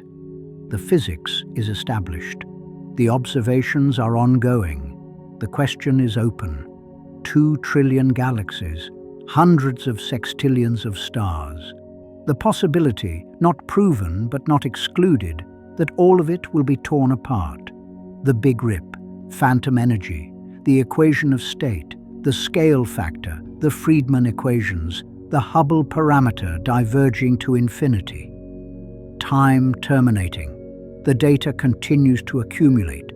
The instruments continue to refine, and the cosmos continues its expansion, following whatever law governs its dark energy, heading toward whatever fate that law dictates. We are observers, brief and small, trying to read the trajectory before the story concludes. Whether that conclusion is infinite or finite, slow or sudden, cold or violent, remains to be determined. The Big Rip stands as one answer, not the only answer, but a real possibility, grounded in physics, permitted by data, waiting to be confirmed or excluded by the evidence still to come. Thank you for staying with this exploration. If you found value in it, please consider subscribing and sharing with others who might appreciate the questions. Sleep well tonight, under a sky that holds 200 billion galaxies in our local group's neighborhood alone. Each galaxy receding from us, carried by an expansion whose ultimate character we are still measuring. We are learning to measure that equation. The answer, when it comes, will tell us whether everything ends in a rip or a fade. Either way, the cosmos proceeds, indifferent to our questions, but not to its own laws. But there is more to explore. Let me take you deeper into the physics, the history, and the implications that surround the Big Rip hypothesis. The relationship between dark energy and the expansion of the universe can be understood through the Freedman equations, which describe how the scale factor of the universe develops over time. I introduced one of the Freedman equations earlier. Let me now present the first Freedman equation in its standard form. The Hubble parameter squared equals 8 pi g over 3 times the total energy density minus k over a squared plus lambda over 3. In symbols, h squared equals 8 pi g rho over 3 minus k over a squared plus lambda over 3. Here, h is the Hubble parameter, defined as the time derivative of the scale factor divided by the scale factor itself, or a dot over a. G is Newton's gravitational constant. Rho is the total energy density of all matter, radiation, and dark energy. K is the curvature parameter, which can be positive, negative, or zero, depending on whether the universe is closed, open, or flat. A is the scale factor, and lambda is the cosmological constant, which can be absorbed into the dark energy density term. For a flat universe, which observations strongly support, K equals 0, and the equation simplifies. The Hubble parameter squared equals 8 pi g RHO over 3 plus lambda over 3. The first Freedman equation tells us how fast the universe is expanding at any given time, based on its energy content. In the early universe, when matter and radiation dominated, RHO was large and decreasing as the universe expanded, and the expansion slowed over time. But as the universe grew and matter diluted, dark energy, with its constant or increasing density, came to dominate, and the expansion began to accelerate. In a phantom energy scenario, the dark energy density increases with expansion. H squared grows over time, and so H itself increases. The acceleration of the expansion accelerates. This is the runaway behavior that leads to the Big Rip. Let me introduce another important concept, the deceleration parameter, denoted by Q. This dimensionless quantity measures whether the expansion is accelerating or decelerating. The deceleration parameter is defined as Q equals negative a double dot times A divided by A dot squared. If Q is positive, the expansion is decelerating. If Q is negative, the expansion is accelerating. For a matter-dominated universe, Q equals positive 1/2. For a radiation-dominated universe, Q equals 1. These are both positive, indicating deceleration. For a universe dominated by a cosmological constant, Q approaches -1. For phantom energy, Q becomes even more negative, approaching larger negative values as the Big Rip nears. The deceleration parameter is related to the equation of state through the expression Q equals 1/2 times the sum over all components E of omega sub I times 1 plus 3 W sub I. Here, omega sub I is the density parameter for each component, the ratio of its energy density to the critical density. W sub I is its equation of state. For dark energy with W less than -1/3, the contribution to Q is negative, causing acceleration. For phantom energy with W less than -1, the contribution is more strongly negative. This mathematical framework allows cosmologists to relate observations, specifically measurements of cosmic expansion at different times, to the underlying physics of dark energy. By measuring how the expansion rate has changed over cosmic history, we can constrain the equation of state and determine whether phantom energy exists. The Type 1. A supernova observations that discovered cosmic acceleration essentially measured the deceleration parameter at different redshifts. The finding that Q is negative in the recent universe, where dark energy dominates, confirmed that acceleration is occurring. More precise measurements of how Q varies with time, or equivalently how H varies with the scale factor, can constrain the time development of dark energy. If W is constant and equal to -1, Q approaches -1 asymptotically. If W is constant and less than -1, Q becomes increasingly negative over time, diverging at the Big Rip.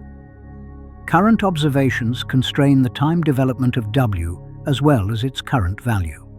The parameterization often used is W of A equals W sub 0 plus W sub A times 1 minus A, where A is the scale factor normalized to 1 today.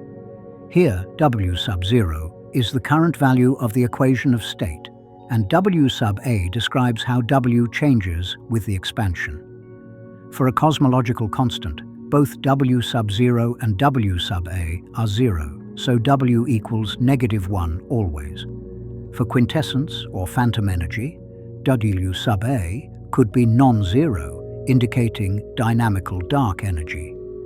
Current constraints from Planck and other data suggest W sub 0 is approximately -1.03 and W sub A is consistent with 0, meaning no strong evidence for time development. But the uncertainties permit a range of models. The physics of quintessence deserves mention as a contrast to phantom energy. Quintessence is a hypothetical form of dark energy with an equation of state WW greater than -1 but less than -1/3.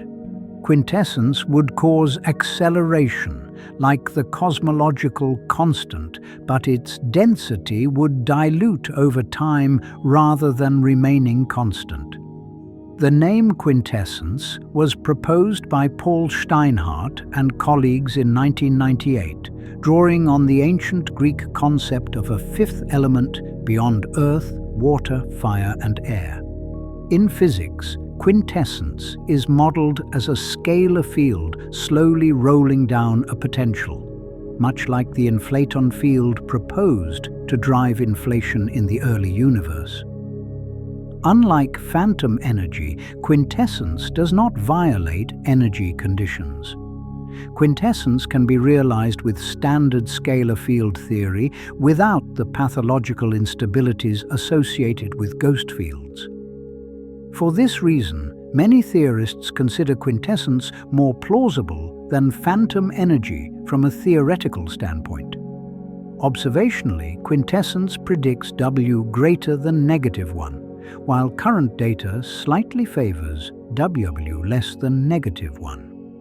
If the central value of Planck's measurement, approximately -1.03, were confirmed with smaller uncertainties, it would favor phantom energy over quintessence. Alternatively, if future data converged on W slightly greater than -1, quintessence would be indicated. The distinction matters for cosmic fate. Quintessence leads to eternal expansion, similar to the cosmological constant, but with a potentially different long-term development. Phantom energy leads to the Big Rip. The two possibilities bracket -1, with the cosmological constant sitting exactly at the boundary. Let me discuss the coincidence problem, which I mentioned earlier but deserves more attention.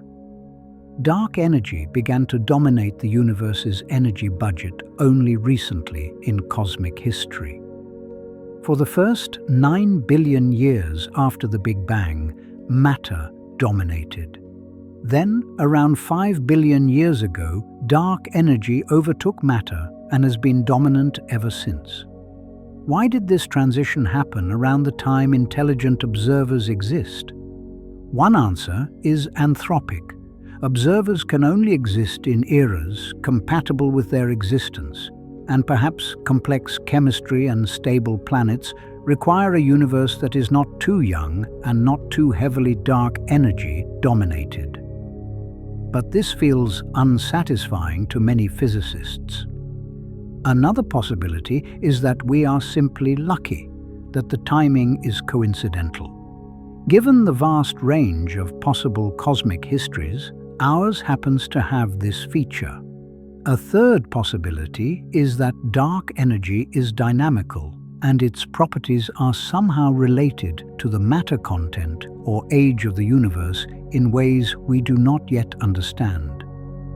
If dark energy and dark matter interact, or if dark energy density tracks matter density through some mechanism, the coincidence might be explained. For phantom energy, the coincidence problem is even more acute. We would exist not only during the transition from matter domination to dark energy domination, but during the transition from gentle acceleration to runaway acceleration. The universe would be poised at a critical moment, having recently entered the phase that will ultimately destroy it. Some might find this troubling. Others might note that any observers anywhere in a phantom universe would necessarily exist before the Big Rip, since nothing exists after. Our location in time is constrained by the requirement that we exist at all. These considerations do not resolve the coincidence problem, but they illustrate the philosophical depth of questions about cosmic fate. Science can measure parameters and calculate consequences, but the why of those parameters often lies beyond current understanding. Let me return to the observational timeline with more detail. The discovery of cosmic acceleration in 1998 was published in two landmark papers. The High-Z Supernova Search Team's paper, led by Adam Rees as first author, appeared in the Astronomical Journal in September 1998 and analyzed 16 Type Ia supernovae, finding strong evidence for acceleration. The Supernova Cosmology Project's paper, led by Saul Perlmutter, appeared in the Astrophysical Journal in June 1999, confirming the result with a larger sample of 42 supernovae. The findings were unexpected. The prevailing expectation had been that the expansion would be decelerating, slowed by gravity. The discovery that the expansion was accelerating required a new component of the universe's energy budget: dark energy. The initial interpretation held that dark energy was Einstein's cosmological constant, revived after decades of dormancy. The cosmological constant fit the data well and was theoretically simple: a constant energy density of empty space with W equals -1 exactly. But the question of whether W might deviate from -1 was immediately raised. In 1999 and 2000, theorists began exploring models with time-varying or equation-of-state-varying dark energy. These models could potentially explain why dark energy dominates now rather than earlier or later.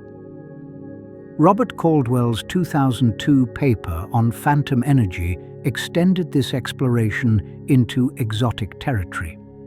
By considering W less than -1, Robert Caldwell opened the door to qualitatively different cosmic behavior, culminating in the Big Rip.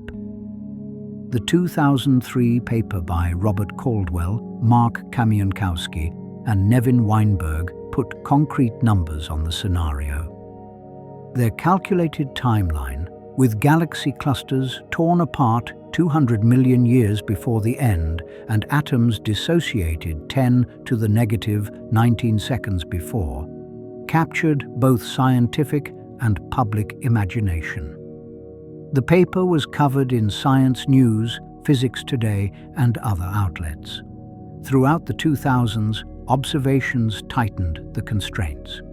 WMAP, measurements of the cosmic microwave background, combined with supernova and galaxy clustering data, narrowed the range of W to approximately -1 plus or minus 0.1. This was consistent with the cosmological constant, but also permitted mild phantom energy.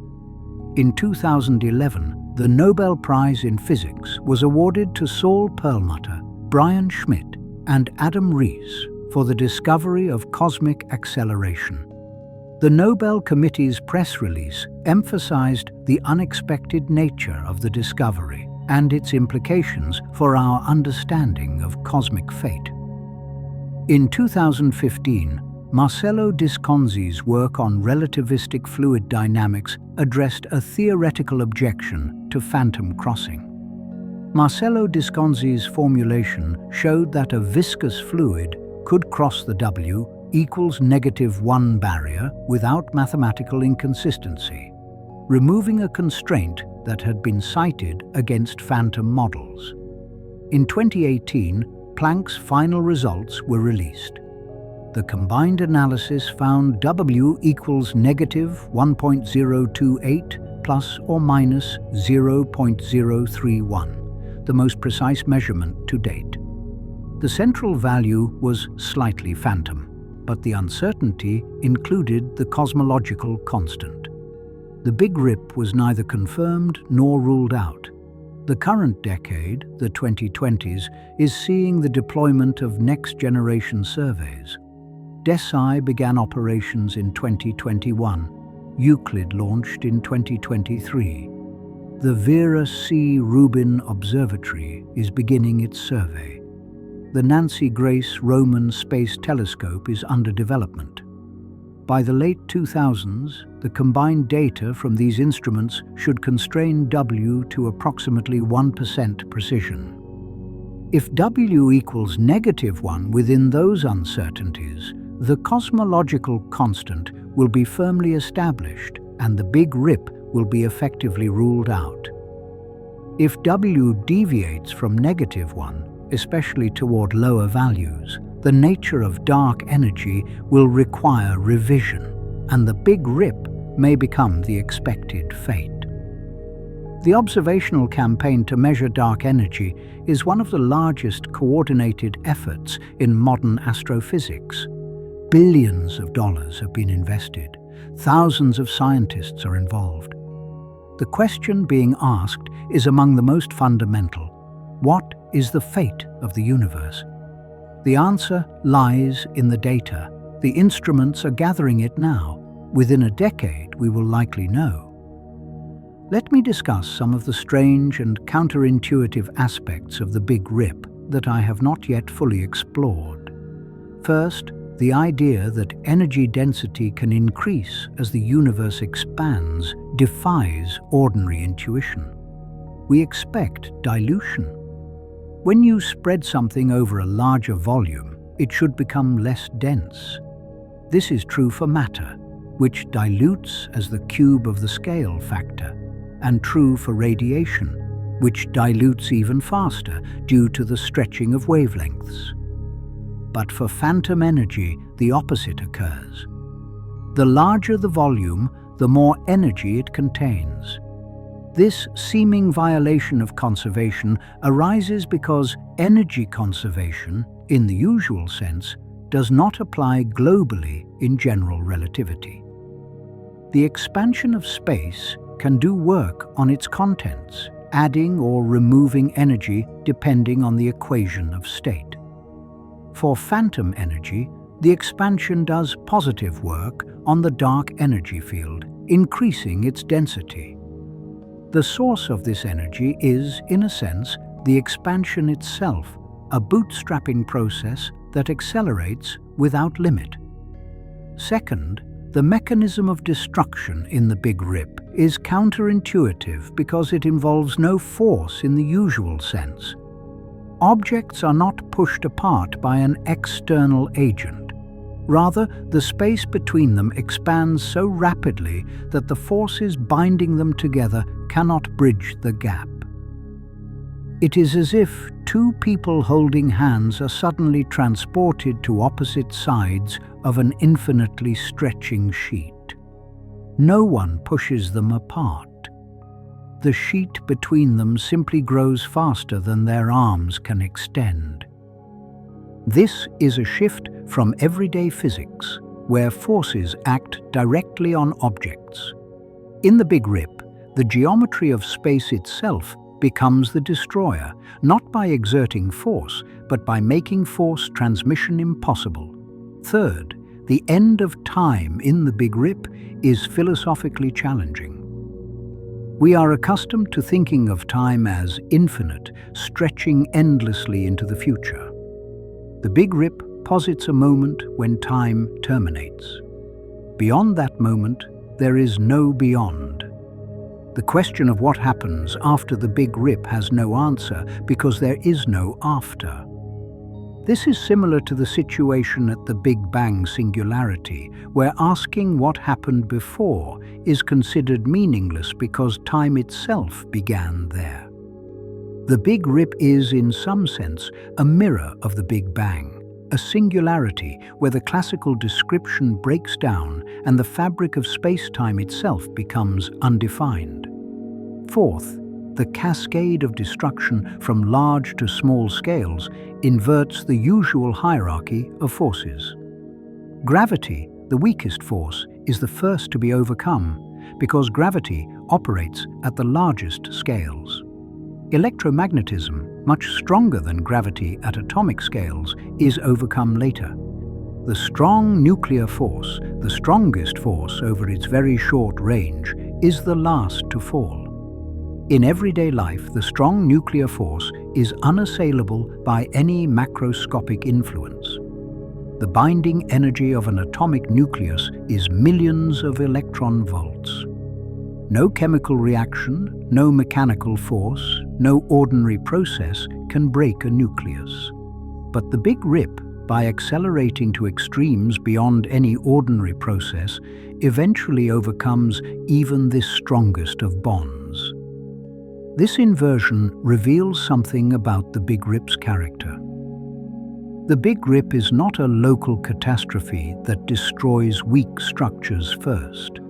The Big Rip is a cosmic transformation that progressively undermines every level of organization, from the largest to the smallest, in a sequence determined by binding energies rather than sizes. Fifth, the lack of warning is disconcerting. If phantom energy is subtle, with W only slightly less than -1, the universe could proceed for billions of years with little indication that disaster is approaching. The acceleration would be gradual. The changes would be slow. Only in the final fraction of cosmic history would the destruction become apparent. A civilization living in the late stages of a phantom universe might measure the expansion rate and notice it increasing. They might calculate the time to the Big Rip and find it is millions of years away, then thousands, then centuries, then decades.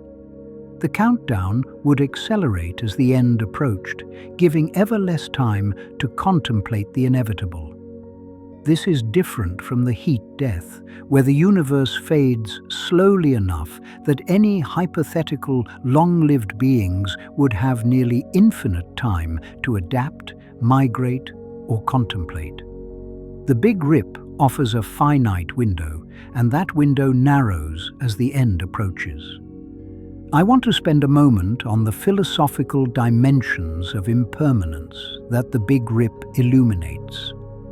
In most religious and philosophical traditions, something is considered eternal: the soul, the cosmos, the underlying reality, depending on the tradition. The Big Rip challenges this in the most thorough way possible. If the Big Rip is the fate of the universe, nothing material is permanent. Galaxies are not permanent. Stars are not permanent. Atoms are not permanent.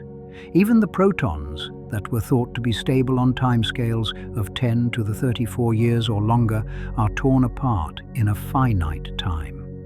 This is not a slow fading into nothingness over unimaginable eons.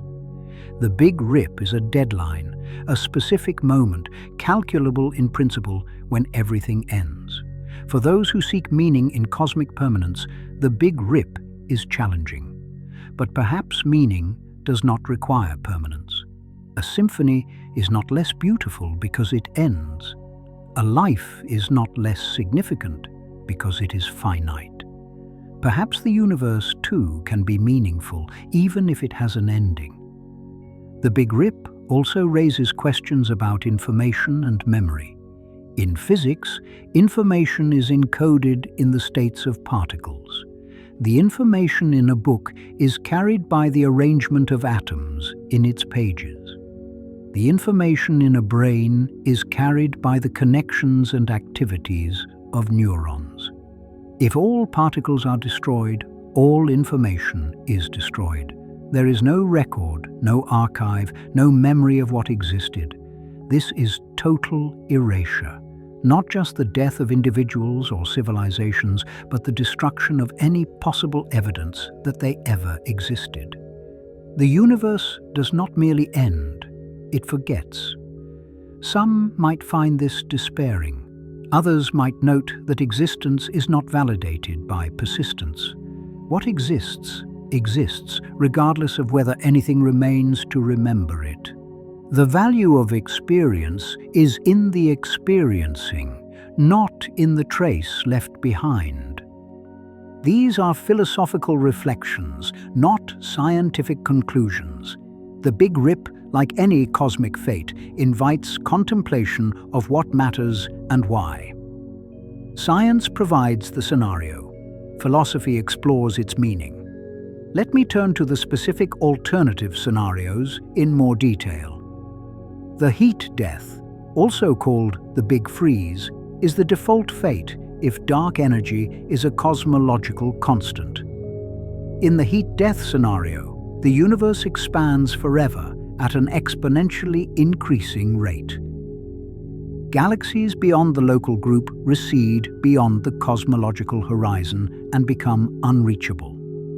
Within the local group, galaxies merge over billions of years, eventually forming a single large elliptical galaxy. Stars burn through their fuel. The last main sequence stars, red dwarfs, will burn for trillions of years before exhausting their hydrogen. After that, the universe contains only stellar remnants, white dwarfs cooling to black dwarfs, neutron stars, and black holes. Over vastly longer timescales, 10 to the 34 years or more, proton decay, if proton decay occurs, would cause even white dwarfs and other degenerate matter to slowly evaporate. Black holes would be the last macroscopic objects, slowly evaporating through Hawking radiation over time scales of 10 to the 67 years for stellar mass black holes and up to 10 to the 100 years for the largest supermassive black holes. After the black holes are gone, the universe would contain only a dilute sea of electrons, positrons, and photons, slowly spreading out, reaching thermodynamic equilibrium at a temperature approaching absolute zero. This is maximum entropy. No more work can be extracted from the system. The universe is dead in the thermodynamic sense. The heat death is bleak, but the heat death is slow. Structures persist for immense timescales. A civilization that could survive the death of stars, perhaps by harvesting energy from black holes, might persist for eons, unimaginable to us. The Big Rip truncates this future. Instead of trillions of years of stellar development and quadrillions of years of black hole evaporation, the universe ends in tens or hundreds of billions of years, depending on the value of W. The slow fade is replaced by a violent tear. The Big Crunch, once considered a plausible fate, requires gravity to overcome dark energy and halt the expansion. In the Big Crunch scenario, the universe would reach a maximum size, then begin contracting. As contraction proceeded, the cosmic microwave background would blue shift, heating up. Eventually, the temperature and density would become extreme, approaching conditions similar to the early universe. At the final moment, all matter and energy would converge into a singularity, a mirror of the Big Bang. Whether anything could exist beyond this singularity, whether a big bounce could occur and spawn a new universe, is unknown. The classical equations break down at singularities. The Big Crunch requires specific conditions. Either dark energy must dissipate or reverse sign, or the universe must contain more matter than we observe. Current data strongly disfavors both possibilities. the Big Crunch is considered unlikely given what we know about dark energy. Vacuum decay, also called the Big Slurp, is a quantum mechanical catastrophe. If the Higgs field is in a metastable state, a quantum fluctuation could nucleate a bubble of true vacuum. This bubble would expand at the speed of light, converting everything it touched into a lower energy state. Inside the bubble, the laws of physics would be different. Atoms might not exist. Chemistry as we know it would be impossible. The probability of vacuum decay is determined by the height of the potential barrier separating the false vacuum from the true vacuum. Current calculations based on the measured Higgs boson mass and other standard model parameters suggest our vacuum is indeed metastable, but with an extremely long lifetime, vastly longer than the current age of the universe. Some estimates place the decay timescale at 10 to the 100 years or longer, effectively zero probability on any humanly relevant timescale. Vacuum decay is unrelated to cosmic expansion. Vacuum decay could happen even in a static or contracting universe. Vacuum decay is a property of the quantum fields, not of the space-time geometry. In a phantom universe heading for a big rip, vacuum decay is unlikely to occur first simply because the big rip arrives sooner. The little rip and pseudo-rip are variants of the phantom scenario. In the little rip, phantom energy causes ever-increasing acceleration, but the singularity is pushed infinitely far into the future. Structures are eventually torn apart, but over infinite rather than finite time. The little rip might occur if the equation of state is exactly at the phantom boundary or approaches it asymptotically. In the pseudo-rip, the equation of state is phantom but mild, and the acceleration, while increasing, never becomes catastrophic. Bound structures are stressed but not destroyed. The universe proceeds towards something like a heat death, but with stronger expansion. These variants show that the phantom regime has nuance. The precise value and time development of W determine which fate unfolds. Current observations do not distinguish among these possibilities with high confidence. Let me discuss one more equation that is relevant to understanding the Big Rip: the relation between the event horizon and time. In an accelerating universe, there is a cosmological event horizon, a distance beyond which light emitted now will never reach us, no matter how long we wait. This horizon is analogous to the event horizon of a black hole, but applied to the universe as a whole. For a universe dominated by a cosmological constant, this event horizon approaches a fixed size and stays there. Distant regions become unreachable, but local regions remain connected. For a phantom universe, the event horizon shrinks over time.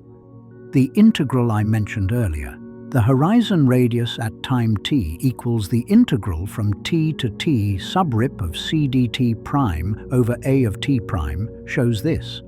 As t approaches t subrip, the upper limit of the integral approaches and the integral itself approaches zero. The horizon shrinks to nothing. When the horizon becomes smaller than a structure, parts of that structure can no longer communicate. Gravity cannot propagate between them. Electromagnetism cannot transmit signals. The structure, deprived of the forces that hold it together, falls apart. This is the mechanism by which the Big Rip destroys. Not a force pushing things apart, but a horizon shrinking until no force can act across any distance. The universe becomes causally fragmented at ever smaller scales until even nuclei are isolated from themselves. I find this mechanism more unsettling than a violent explosion. There is something cold about it, something mathematical. The destruction is not caused by energy being delivered, but by communication being severed. It is an ending through isolation rather than impact. The more I contemplate the Big Rip, the more I realize it occupies a unique position among cosmic fates. The Big Rip is both the most extreme and the most precisely calculable. If phantom energy exists, we can, in principle, calculate the date of the end. We can calculate when galaxy clusters unbind, when galaxies shred, when planets fragment, when atoms dissociate. The timeline is derivable from the parameters. This calculability is unusual. The heat death is vague, stretching into infinite time with asymptotic approaches to maximum entropy. The Big Crunch, if it occurred, would accelerate in unpredictable ways depending on specific conditions. Vacuum decay is unpredictable in timing by its very nature. But the Big Rip has a date, a moment, a deadline that can be computed. There is something both comforting and horrifying about that precision. Comforting because it is knowable. Horrifying because it is certain, if the conditions are met. The final sections of my exploration will summarize what we have learned and offer closing reflections. The Big Rip is a theoretical endpoint for the universe, derived from general relativity combined with the hypothesis of phantom dark energy. Phantom energy, with an equation of state W less than -1, causes the expansion of the universe to accelerate without bound, eventually tearing apart all structures in a precise sequence from largest to smallest, terminating in a singularity where the scale factor diverges and time ends. The key equations governing this scenario are the Freedman equations, which describe the expansion rate, the acceleration equation, which relates acceleration to energy density and pressure, the scale factor time development equation, which shows how phantom energy density increases with expansion, and Robert Caldwell's formula for the time until the Big Rip, which relates the endpoint to cosmological parameters. Current observations constrain the dark energy equation of state to approximately -1.03 plus or minus 0.03, consistent with the cosmological constant, but permitting mild phantom energy. The Big Rip is not the favored outcome, but the Big Rip is not ruled out. Future missions, including Euclid, the Nancy Grace Roman Space Telescope, and the Vera C. Rubin Observatory, will refine these constraints to approximately 1% precision within the next decade. The question of whether the Big Rip is the fate of the universe may be answered definitively by these observations. If phantom energy is confirmed, the Big Rip becomes the expected outcome. The timeline can be calculated.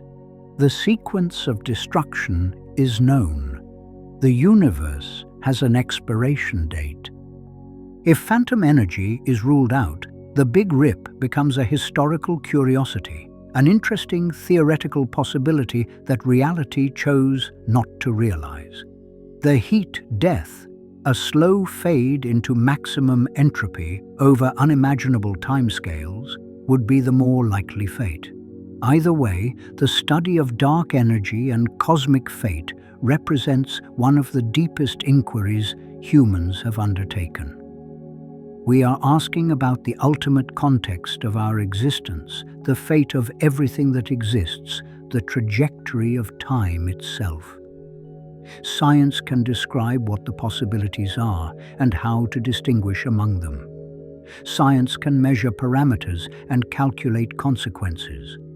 What science cannot answer, at least not yet, is why the parameters have the values they do, why dark energy exists at all, why the universe is the way it is rather than some other way. These questions sit beyond current scientific reach. They may be answered by future theoretical developments or remain permanently open. They invite philosophical and personal reflection alongside scientific inquiry. For me, this exploration has been a journey through scale and time, through mathematics and meaning. The Big Rip is not just a scenario. The Big Rip is a confrontation with impermanence at the most fundamental level. The Big Rip asks what we make of existence in a cosmos that may have a deadline. I do not have a neat answer. Reality does not provide neat answers. It provides facts, parameters, equations, and observations. What we do with those, what meaning we extract, is up to us. The Big Rip remains possible. Whether the Big Rip is probable is still being determined. The instruments are gathering data. The scientists are refining their analyses. The answer is coming. Until the answer arrives, we live in uncertainty, knowing that the fate of everything may depend on a single number, the equation of state of dark energy, whose value we do not yet know precisely enough to decide. Secrets are not kept forever. The measurements continue, the precision improves. Someday, perhaps soon, we will know whether the cosmos ends in a rip or a fade. Thank you for joining me on this exploration. If this content resonated with you, please consider subscribing and sharing it with others who might find value in these questions. Sleep well tonight. The expansion continues, carrying the galaxies away from each other, gentle for now, its ultimate fate encoded in parameters we are still measuring. The Big Rip stands as one possibility, not the only one, but real, grounded in physics, permitted by data, waiting to be confirmed or excluded. The cosmos proceeds. We observe, and we wait for the answer. There are aspects of this topic I have not yet fully explored.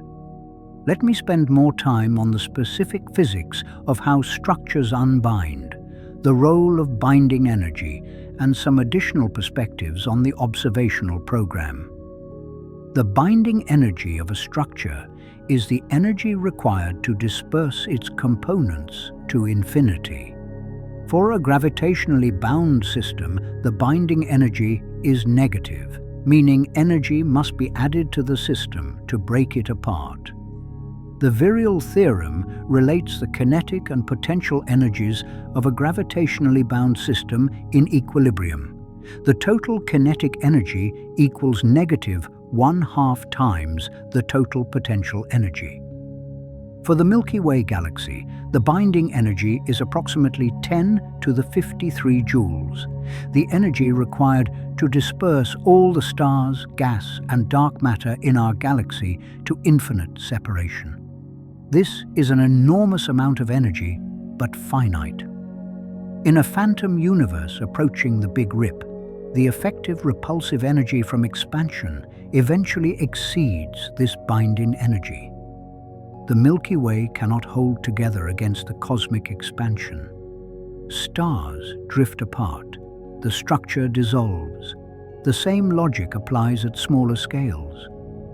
The Sun's gravitational binding energy is approximately 3.8 times 10 to the 41 joules, the energy required to disperse the Sun's mass. In the final months before the Big Rip, the expansion overcomes this binding, and the Sun would be pulled apart. Earth's gravitational binding energy is approximately 2.2 times 10 to the 32 joules.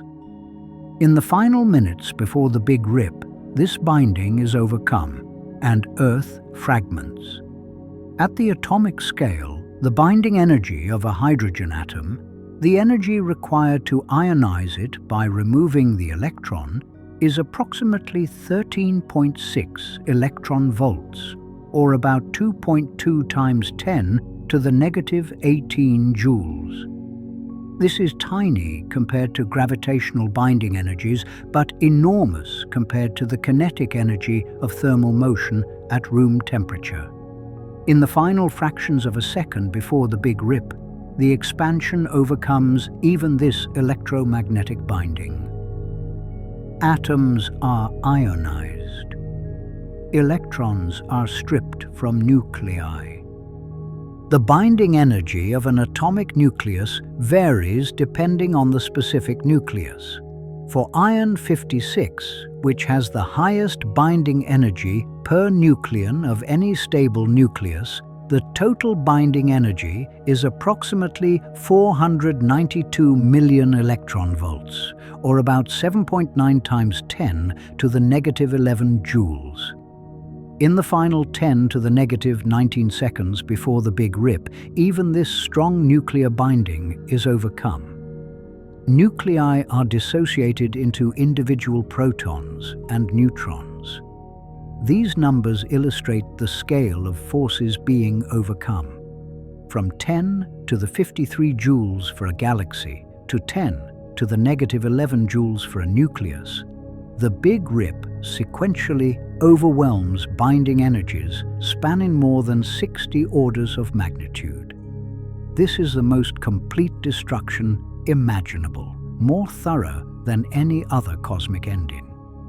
The energy density required to overcome each binding can be estimated by comparing the expansion rate to the internal velocities that maintain the structure. For a galaxy, stars orbit at hundreds of kilometers per second. For the solar system, planets orbit at tens of kilometers per second. For atoms, electrons move at fractions of the speed of light. For nuclei, nucleons move at significant fractions of the speed of light. When the expansion rate, expressed as the Hubble parameter times the size of the structure, exceeds the internal velocity, the structure can no longer hold together. The components drift apart faster than the binding forces can pull them back. This is a competition between cosmic expansion and local forces, a competition that, in a phantom universe, expansion inevitably wins.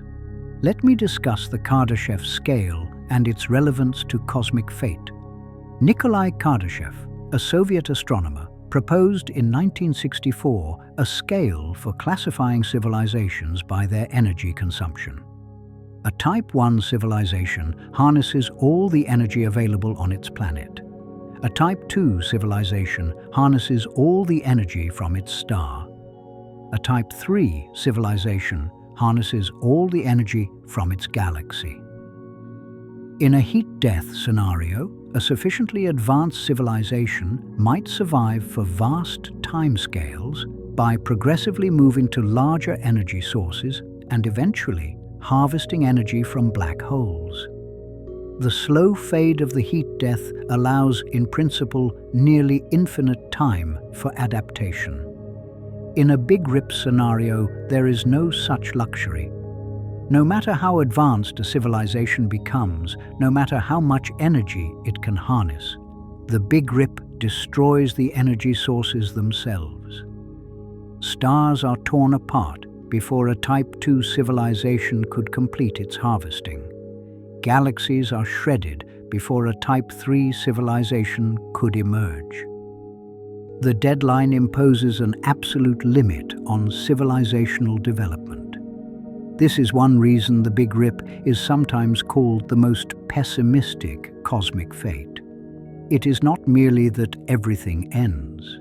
It is that the ending comes before the potential of cosmic intelligence could be fully realized. A universe that ends in a Big Rip is a universe where the window for life, intelligence, and civilization is finite and potentially short. Of course, even in a Big Rip scenario, the window is immense by human standards. If the Big Rip is 200 billion years away, that is roughly 14 times the current age of the universe. Countless generations of stars could form and die. countless civilizations could rise and fall. The limitation is cosmic, not human, but the limitation exists, and it colors the character of existence in such a universe. Let me return to the observational constraints one more time and discuss the specific measurements that will resolve the question. The dark energy equation of state W can be measured through several complementary methods. Each has strengths and weaknesses, and combining them provides the most robust constraints. Type 1. A supernovae serve as standardizable candles. Their intrinsic brightness can be calibrated from their light curve shape, and their apparent brightness gives their distance. By measuring supernovae at different redshifts, astronomers trace the expansion history of the universe. If W deviates from -1, the expansion history differs in specific ways that can be detected with enough supernova. Baryon acoustic oscillations are remnants of sound waves in the early universe, imprinted in the distribution of galaxies. The characteristic scale of these oscillations, about 150 megaparsecs co-moving, serves as a standard ruler. By measuring this scale at different redshifts, astronomers can trace the expansion history independently of supernovae. Weak gravitational lensing measures the distortion of distant galaxy shapes by intervening matter. The amount of distortion depends on the geometry of the universe and the growth of structure, both of which are affected by dark energy. Precise measurements of weak lensing can constrain W and its time development. The cosmic microwave background, though originating from the early universe, is affected by dark energy through the integrated Sachs-Wolf effect and by the geometry and content of the universe at later times. Combined with other data, cosmic microwave background measurements provide powerful constraints on W. Galaxy clusters, the largest gravitationally bound structures, provide constraints through their abundance and growth over cosmic time. Dark energy affects how quickly structures grow. By counting clusters at different redshifts and measuring their masses, astronomers can constrain dark energy properties. The combination of these methods has driven W toward -1 with decreasing uncertainty over the past 2 decades.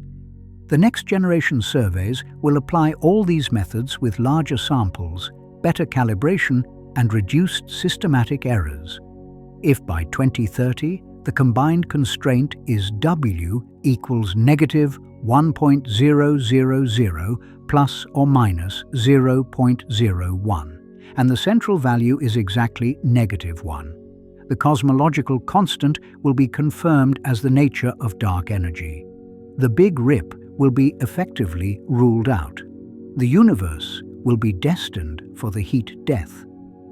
If the constraint is W equals -1.03 plus or minus 0.01, with the central value significantly below -1, phantom energy will be confirmed. The Big Rip will become the expected fate. The timeline can be calculated. The countdown begins. If the constraint is W equals -0.97 plus or minus 0.01, with the central value significantly above -1, quintessence will be indicated.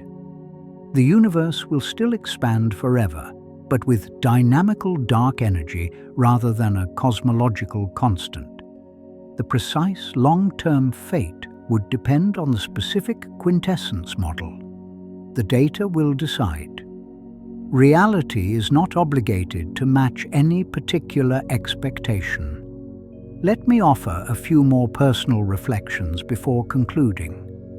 When I first encountered the Big Rip in detail, I was struck by the precision of the destruction sequence. The fact that we can calculate when galaxies tear and when atoms dissociate to within factors determined by the equation of state seemed both scientific and surreal. It is one thing to know that the universe will end someday. It is another to know the order in which things die. The Big Rip also highlighted for me the arbitrariness of cosmic parameters. Why is the equation of state what it is? Why is dark energy density what it is? The values seem contingent, like they could have been different. Yet from those values, everything follows. The fate of the universe is written in numbers we did not choose and do not fully understand. This is humbling. We are not masters of cosmic fate. We are observers of it, trying to read the parameters that determine outcomes vastly beyond our control. The Big Rip also illuminates the difference between scientific and existential understanding. Science can tell us that the Big Rip is possible, how the Big Rip would unfold, and what observations would confirm or refute the Big Rip. Science cannot tell us how to feel about the Big Rip, what meaning to draw from it, or how to live in light of it. Those are questions for each person to answer for themselves. The Big Rip, like any confrontation with mortality on a cosmic scale, invites reflection on what matters and why. I do not find the Big Rip depressing, exactly. The Big Rip is too distant and too uncertain to provoke immediate despair. But I find the Big Rip sobering. The Big Rip is a reminder that the cosmos is not arranged for our comfort. It follows its laws, whatever they may be, regardless of our preferences. The heat death is also sobering in its way. An infinite fade into emptiness is not more comforting than a finite rip into oblivion. Both are endings. Both negate the permanence we might wish for. Perhaps the lesson is that permanence was always an illusion. Stars have finite lifetimes. Planets have finite lifetimes. Species have finite lifetimes. The universe too may have a finite lifetime, or at least a finite period of activity and structure. What we do within that window, whatever its length, is what gives our existence meaning. Not its duration, but its content. The Big Rip, if it comes, does not erase what existed. It simply ends it. The existence was real. The experiences were real. The ending does not undo that. These are my reflections. They are not scientific conclusions, but personal responses to contemplating cosmic fate. Others will have different responses. The laws of physics do not prescribe how we should feel about them. Let me conclude with a summary of the key entities and concepts covered in this exploration. The Big Rip is a hypothetical end-of-universe scenario where phantom dark energy causes runaway expansion, eventually tearing apart all structures. Phantom energy is a form of dark energy with equation of state W less than -1, causing energy density to increase with expansion. The heat death is the alternative fate if dark energy is a cosmological constant, leading to eternal expansion and eventual maximum entropy. The Big Crunch is a recollapsing scenario, now disfavored by observations showing acceleration. Vacuum decay is a quantum mechanical catastrophe where the Higgs field tunnels to a lower energy state, unrelated to expansion but a possible cosmic threat on extremely long timescales. Robert Caldwell proposed phantom energy in 2002 and calculated the Big Rip timeline in 2003. Saul Perlmutter, Brian Schmidt, and Adam Rees led the teams that discovered cosmic acceleration in 1998, receiving the Nobel Prize in 2011. Albert Einstein introduced the cosmological constant in 1917, later removing it, then seeing it revived as dark energy. Marcello Visconti showed in 2015 that viscous fluids can cross the phantom barrier without mathematical inconsistency. The Freedman equations describe the expansion of the universe in terms of energy density and pressure. The equation of state W equals P over RHO determines how dark energy density develops with expansion. The Hubble constant H sub 0 measures the current expansion rate. The scale factor A measures the relative size of the universe. The cosmological horizon limits causal contact in an accelerating universe. Planck, WMAP, Chandra, and other missions have constrained W to approximately -1. Euclid, the Nancy Grace Roman Space Telescope, the Vera C. Rubin Observatory, and DESI will refine constraints in the coming decade. The current best estimate is W equals approximately -1.03 plus or minus 0.03, permitting both cosmological constant and mild phantom energy. If W equals -1 exactly, no Big Rip. If W is less than -1, Big Rip occurs in finite time. The Big Rip timeline for W equals -1.5 is approximately 22 billion years. The destruction sequence proceeds from galaxy clusters to galaxies to solar systems to planets to atoms to nuclei in the final moments. The final atomic dissociation occurs approximately 10 to the -19 seconds before the Big Rip singularity. At the singularity, the scale factor diverges, the Hubble parameter diverges, and time ends. These are the facts. The interpretations are for each person to form. The Big Rip stands as a possibility. The observations continue. The answer approaches. 2 trillion galaxies, the darkness between them, the expansion carrying them apart, the question of whether that expansion will accelerate forever at a steady rate or run away into cosmic destruction. The Big Rip, phantom energy, the equation of state, the scale factor, the Freedman equations, the singularity where time ends, the data accumulates, the precision improves. The cosmos reveals its nature, one measurement at a time. Thank you for joining me on this journey through the physics and philosophy of cosmic fate. If you found value in this exploration, please consider subscribing and sharing.